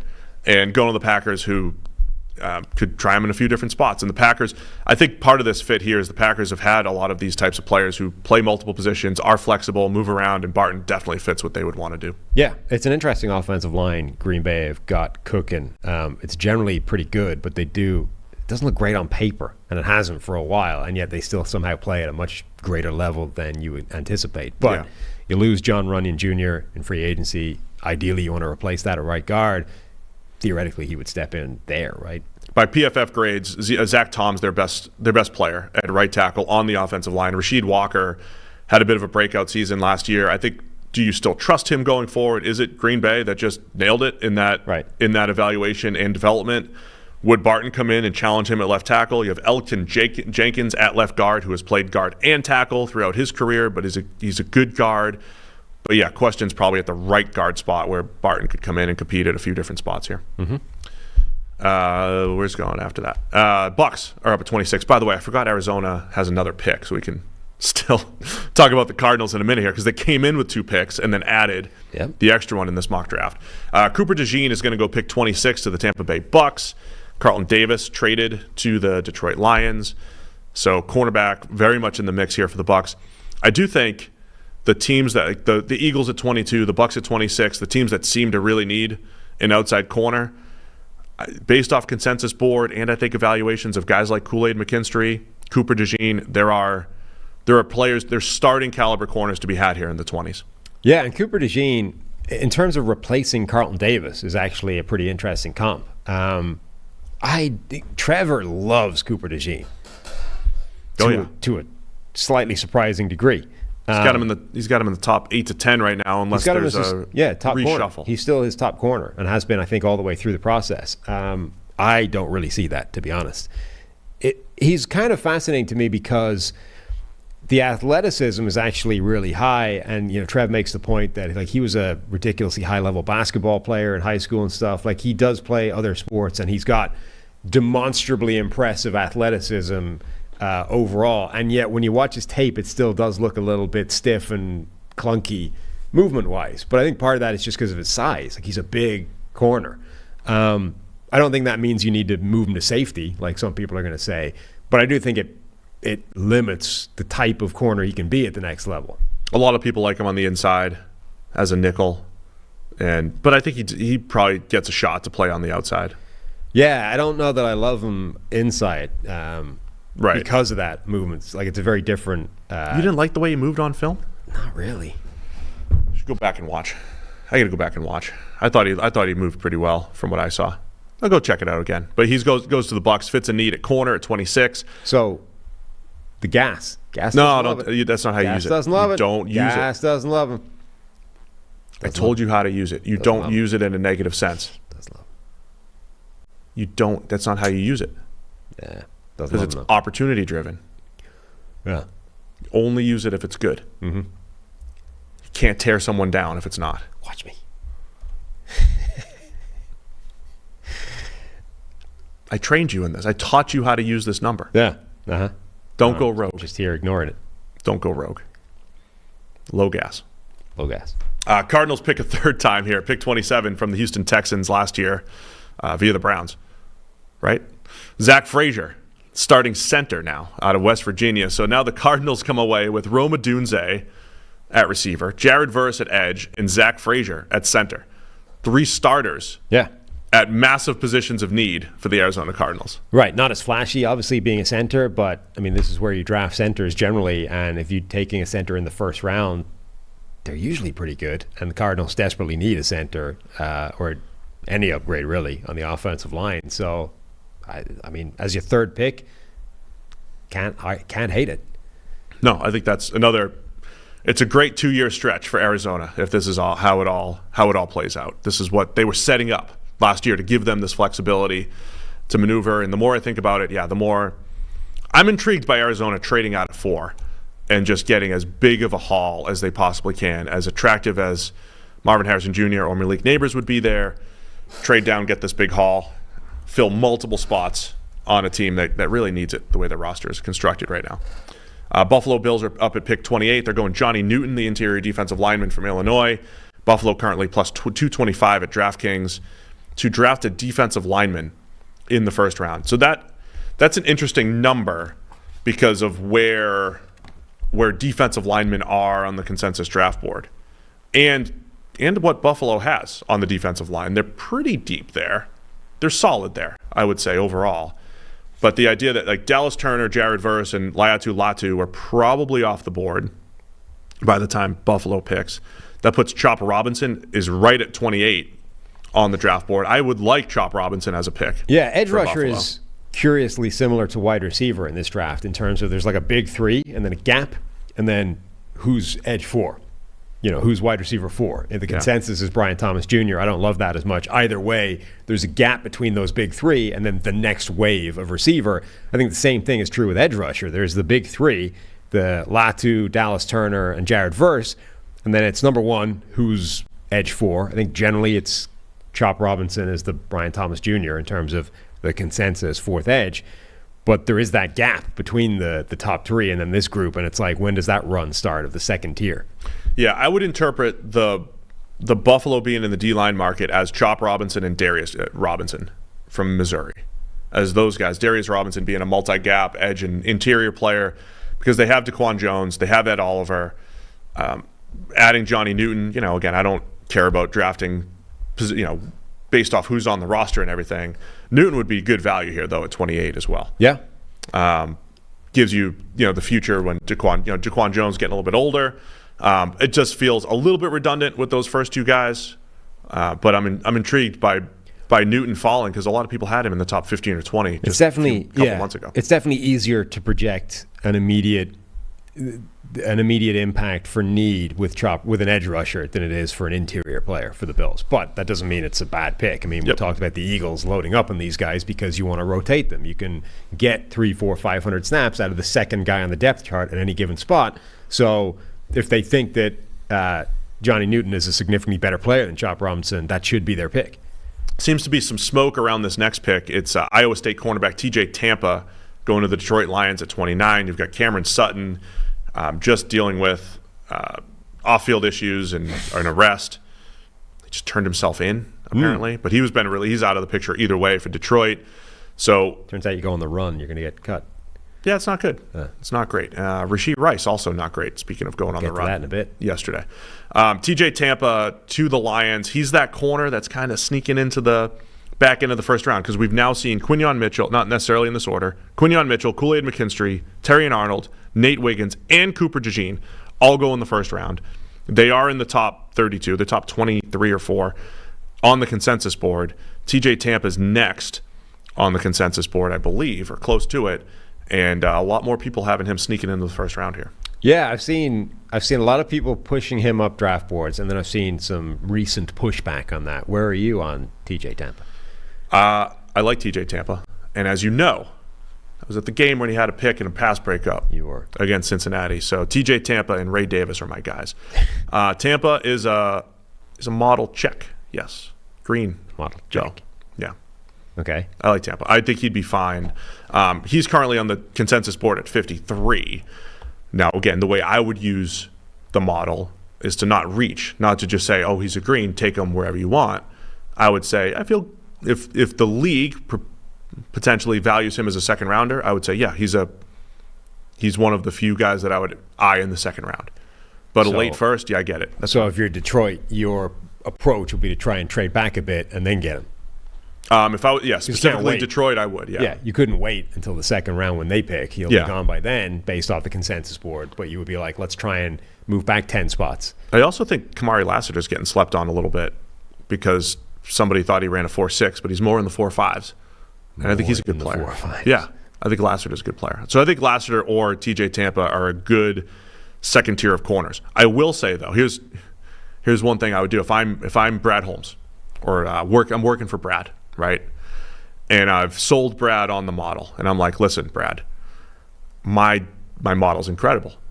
In fact, the top 4 players that you drafted last year that you love are all model guys. Jahmyr Gibbs, Jack Campbell, Brian Branch, and Sam Laporta. Look, we're in lockstep. We like all the same guys. However, the model's history of hitting on second-round corners is trash. It's pretty terrible. So that's where I'd be a little buyer beware. Now, what does that mean? How do you apply that knowledge, right? Do you say, well, we're drafted TJ Tampa in the first? That's good. They got a good hit rate in the first. But second-round corners, for whatever it's worth, have not been good in my history here. So once I get to corner 6 here, I wouldn't feel as good about the hit rate if they're a second-round caliber player based off what the NFL thinks. What is the 40 cutoff for a corner? Because 4.5, mid 4.5s has got to be pretty close to it. Have we done any looking at this? I mean, that's like deep into the 30 percentile-ish. Let me find a quick height-weight study, see if we can find... Let me try to find some stuff here. NFL corners under 170 since 2010. That's the study that I'm pulling, and I'm just going to take 4. What do you want? Over 4.55? Yeah. 4.55 to 6. That's the range. Yes. Change the weight. If you're running 6 seconds, 40, you've got some problems. I'd have to put a range in there, so right. You just pick a big number. So who's run 4.55 or higher and has been the best since 2010? We'll let this load, and we'll circle back and give people some answers if Ultimate can handle this query. Not a chance. If it cannot handle this query, we have a sprint starting tomorrow, and I will instruct our development team to fix this immediately. Got it. In time for draft season. We'll immediately go to the top priority on our board, because that's my real job, Sam. Yeah. Until they kick me out of it. Right. So you booted out of your job. Soon. Which is coming soon. Getting booted. Sweet. Just getting kicked out. Anyway. So we're moving on? Yeah, we'll come back. We'll come back to that cornerback discussion. But TJ Tampa going in the market implied draft. This is why it's fun. I like when we do stuff on the fly, right? It's like you're in the room. You're in the room with us. It's just the war room. Researching together. All right, I got some 4.55 or higher in our database. Yeah. Cornerbacks through the years. You ready? Yep. The highest grade since 2010 for a cornerback who ran 4.55 or higher is Brent Grimes. Brent Grimes went 4.55. That's what we have in the database. That guy was like 160 pounds. How did he run a 4.5? How was he good at that size, that height, and that weight? Brent Grimes is like the greatest outlier in cornerback history. Let's go back and... He doesn't fit any benchmark you need. What was his wife's name who would always attack anybody who said anything? Miko? Before Miko. I haven't heard from her in a while because he's been retired. Before we get attacked, I do not want to go on record and say we know for sure he ran higher than a 4.55. It's just what's in our database. I'm just reading what we have. The other successful players, you have a Desmond King, who's more of a nickel. Right. You have, and I'll skip down a little bit, Mike Hilton. Ran a 4.57. Who's a at nickel? 5'9" and 177 pounds. See, there you go. Brent Grimes is the greatest outlier in cornerback history. He's a very good player. Do you know how many bench reps he did? 28. 4. What? Brent Grimes. That's just quitting. He's the worst prospect in NFL history. I thought you were going to tell me he was one of the best corners of his generation. How is this possible? You should write an article about this. Brent Grimes, the outlier. The great outlier. That's it. Where did he get drafted? 4th, 5th, 3rd? Undrafted. Oh, that's because he was the worst prospect ever. He's got an undrafted profile. Miko's going to be so mad you just called him the worst prospect ever. These are all because, what could offset that? Well, maybe if he had a record of, at the highest level, at the college level. But these are all numbers from Shippensburg's pro day, whoever the hell they are. Wow, this is why it's fun. This is why people listen to us, Sam, because we're just here unlocking history that we didn't even know. The Shippensburg Raiders from Division II. Do not hate on Division II. He's a Division II player. Who's in their conference? I bet I played at least one team from their conference. He was a Division II player who was 5'9", 177 pounds, ran a 4.57 with crappy short shuttle and 3-cone numbers, who did 4 reps on the bench, and somehow became one of the best corners of his generation. 91.4 PFF grade since 2010. When was he drafted? 08? 2006, did I just see? So I've cut out some of his career. But +6, yeah. I just had this arbitrary cutoff already set, so I'm not going to change it. So good for Brent Grimes. Here's an outlier. He's an outlier. Desmond King, who I mentioned, and then Mike Hilton, a couple slot corners. Not necessarily that order, just wanted to pull those guys out. Brian Branch last year, if you call him a slot corner, right? We talked about his 40s.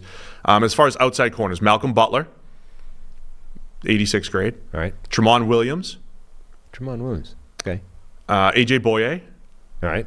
Had success. Logan Ryan had success. Now, he played a little bit of nickel And safety. and safety at the end of his career. Rasul Douglas was higher than 4.55, but he is really long. Yep. He's 6'2" with long arms. Tremont Williams was pretty long as well, I remember. Josh Norman is in this boat here.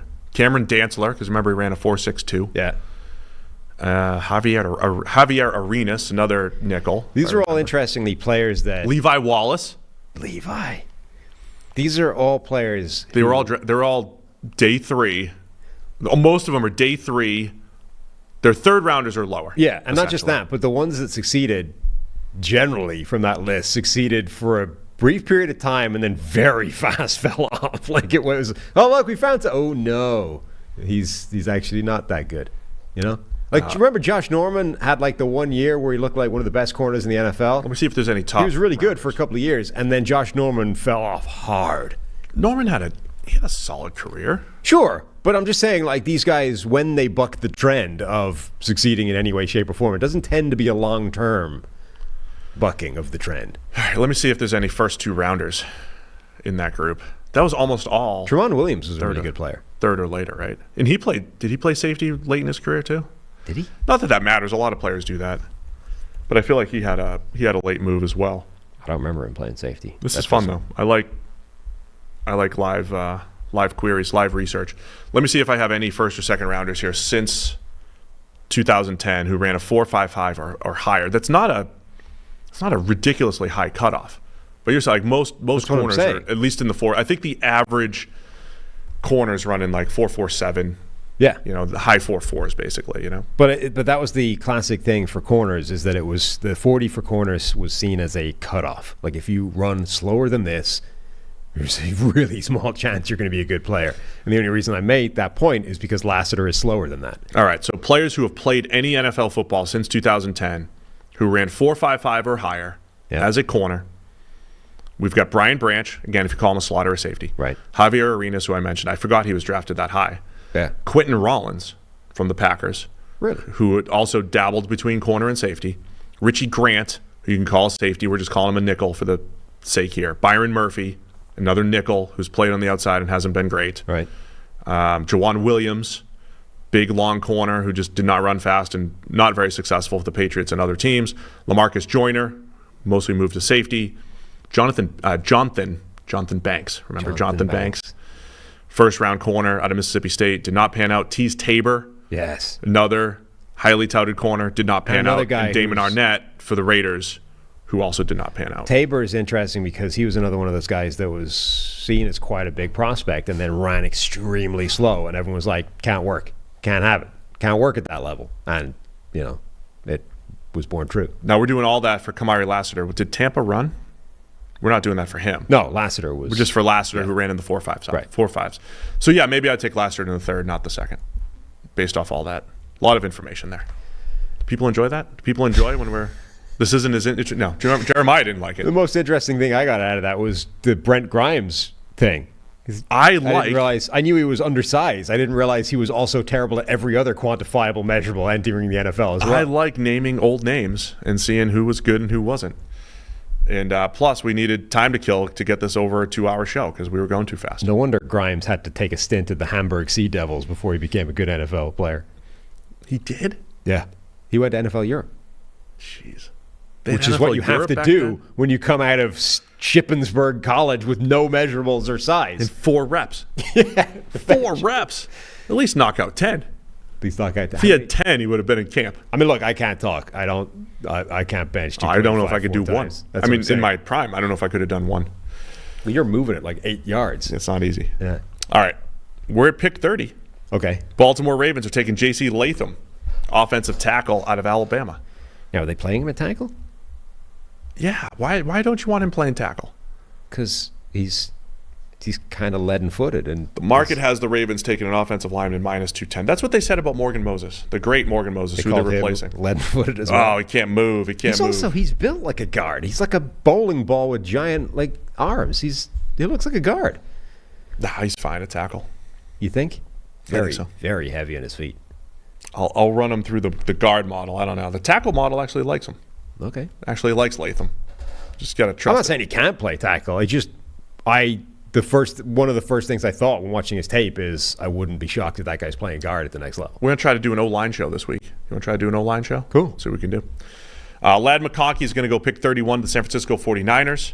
By the way, did I mention the Ravens are minus 210 on DraftKings to take an offensive lineman? Yep. Because they're overhauling the offensive line. That offensive line, I can't remember too many teams that have voluntarily had that amount of turnover on the offense. What does the free agent market? There's got to be they'll stitch it together by the start of the season. It'll look good by the start of the year. Even just in terms of turnover, like there's consequences to simply turning over that many players. There is in any one time. There is, regardless of whether you're replacing them with theoretically comparable players on paper. Continuity studies have been done that does matter, and they're looking at 2 starters: Ronnie Stanley and Tyler Linderbaum for returning. Sure. Ben Cleveland. Yeah, I mean, Macari, I suppose, can theoretically be classed as a returning starter. True, that's true. Maybe it's not as bad as we think. But Niners taking Ladd McConkey at pick 31, and then the Chiefs taking Xavier Worthy at pick 32. Couple that next wave of receiver here. That puts 6 receivers in the first round, right? Mm-hmm. No, 7. A.D. Mitchell was wide receiver 5, McConkey 6, 7. Worthy 7, and now you're getting into the speed deep threats for the two I don't want to say most explosive offenses because the Chiefs weren't last year, but potentially explosive now with Marquise Brown and Xavier Worthy in this iteration of a mock draft from Arjun. Yeah, so Ladd McConkey is very popular in the first round now, at the bottom of the first round, sneaking in. I mean, I like him as a receiver a lot, but I like 15 receivers in this draft class a lot. So pretty much any one of them sneaking into the first round wouldn't surprise me an awful lot. McConkey going to San Francisco would be pretty intriguing, though. That guy is incredibly fast. His acceleration is amazing. He's able to snap off routes laterally, like connecting him with a Shanahan offense. The way they draw up plays feels like there's some wide the hell open opportunities for him in that offense. And then Xavier Worthy, number 1, being a first-round pick is an interesting thing for him. And number 2, now we can get on to the second bit of news on the weekend with the Chiefs and Rashee Rice. Yeah, do the Chiefs. So Rashee Rice, essentially a part of a hit and run. Ooh, I'm not sure I'd use that terminology. Is that not right? So Rashee Rice. You describe it. So, okay, cut that before I get sued by him, too. Again, yeah. Rashee Rice was reportedly wanted by police in connection with a multi-vehicle crash late night. Just read the news there. In, where was it, Dallas, Texas? There may have been road racing based off the video. The report was that a Corvette was racing a Lamborghini in the middle of the night, and somehow this resulted in a massive multi-vehicle crash. And Rashee Rice was wanted by police in connection to this. So I'm not sure I'd use the term hit and run as much as seems to have fled the scene of an accident and was wanted in connection with it. Did people get hit? I mean, something got hit. Another car. And the cars hit other things. Did he run? I don't know if he might have walked away from the scene. I'm just saying, I feel like hit and run has very specific connotations that this doesn't qualify for. Something got hit, and the receiver ran. May have walked. Whatever. That's what I was trying to say. If the legal department is listening, I wasn't saying in the legal term. I would like to officially distance myself from the comments made by Steve Palazzolo, who was speaking on his own behalf and not that of the company. We'll go with what the news said. Yeah. Part of there was a crash. Multi cars. Yeah. Rashee Rice may have been in one. I don't even know if it was Rashee Rice. May not have been. He was apparently the driver of the Corvette. Oh, now you're allegedly. Allegedly there. Apparently, Thanks. Allegedly. Yeah, there you go. Anywho, so that's not good. The Dallas Police Department would like to speak to him about this. So I don't know how much of a factor he's going to be for the Chiefs. Well, they're going to come to me as a source soon because I said, it was a hit and run. Clearly a hit and run. My apologies to Rashee Rice and his people if this was not the way to term it. I don't know what the future looks like for Rice and the Chiefs and what have you, but in an offseason where it looked like they needed to load up at receiver anyway, maybe even more so. See, Florio does this perfectly, right? As a former lawyer. What did he say? Understands how to write things without getting sued. He says... Florio, at least he does one thing well. Rasheed Rice has reportedly taken steps to retain legal counsel in the aftermath of a crash involving a car registered to him. So we don't know if it's his. It's just a car registered in his name with nobody at the scene. Police... That's because if Florio was his lawyer, he's like, all right, here's what we're going to do. This is your cousin. Find a cousin. He's the fall guy. What? Police believe the vehicle was racing another car before the six-car collision. Whoever was driving the vehicle, registered to Rice, left the scene of the accident. That creates potentially significant consequences under Texas law. So it's smart for Rice to retain counsel, especially if he was driving the car at the time of the crash. That's really well written. That's really good. I should have just read that. Should have said that instead of he was involved in a hit and run. Good job, Florio. I think you actually said he did hit and run. It's even worse. Mike Florio, although old and useless when tweeting, can still serve a purpose. TMZ has posted photos of a group leaving the scene. Video of the men walking away from the crash has also surfaced. It's a hit and walk. Yeah. It's a walk and run. Walk and run was... Anywho, so he's got some legal issues to work through the system. Yeah. So maybe Xavier Worthy would be a good pick for the Chiefs. Yeah. I mean, receiver contingency. Regardless. I mean, whether Rasheed Rice is there or not. What is it with... I mean... How hard is it to just not race a car late at night at 100 and something miles an hour? When I'm only inventing the hunt. I mean, who knows? When I'm cruising, low speed racing. When I'm cruising in the minivan, right? You can relate. And I don't know. I try not to go. I try to dabble a few miles an hour over the speed limit, but not call attention to myself. Yeah. Just cruising in the minivan. Well, you're in that. When people see that car coming, the cops are just waiting for an excuse to pull you over. Yeah. Big blue minivan. Yeah. Yeah. It's like driving a yellow Lamborghini. You know? Oh, that just reminded me. My license expired yesterday on my birthday. God almighty. So don't pull me over on the way home here. I got to go renew the license. I got to tell Kelly. Got to renew our license. How many ways are you trying to get into trouble with the police just on this one show? Have to renew. You got liable. Will this get me out of jury duty next week? Oh, God. I might be missing the rest of draft season for jury duty. Well, or because you're being sued and or arrested for driving without a license. All right. So that's a good reminder. Anyway, when I'm cruising in the minivan, every now and again you get the two cars that are just zooming past you. Yeah. They're kind of like I'm a little surprised that there aren't more accidents like this. Because you see that every now and then. Like I'm going 65.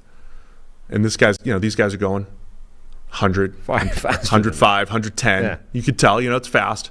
And it's like, in this they're weaving. Doesn't feel safe.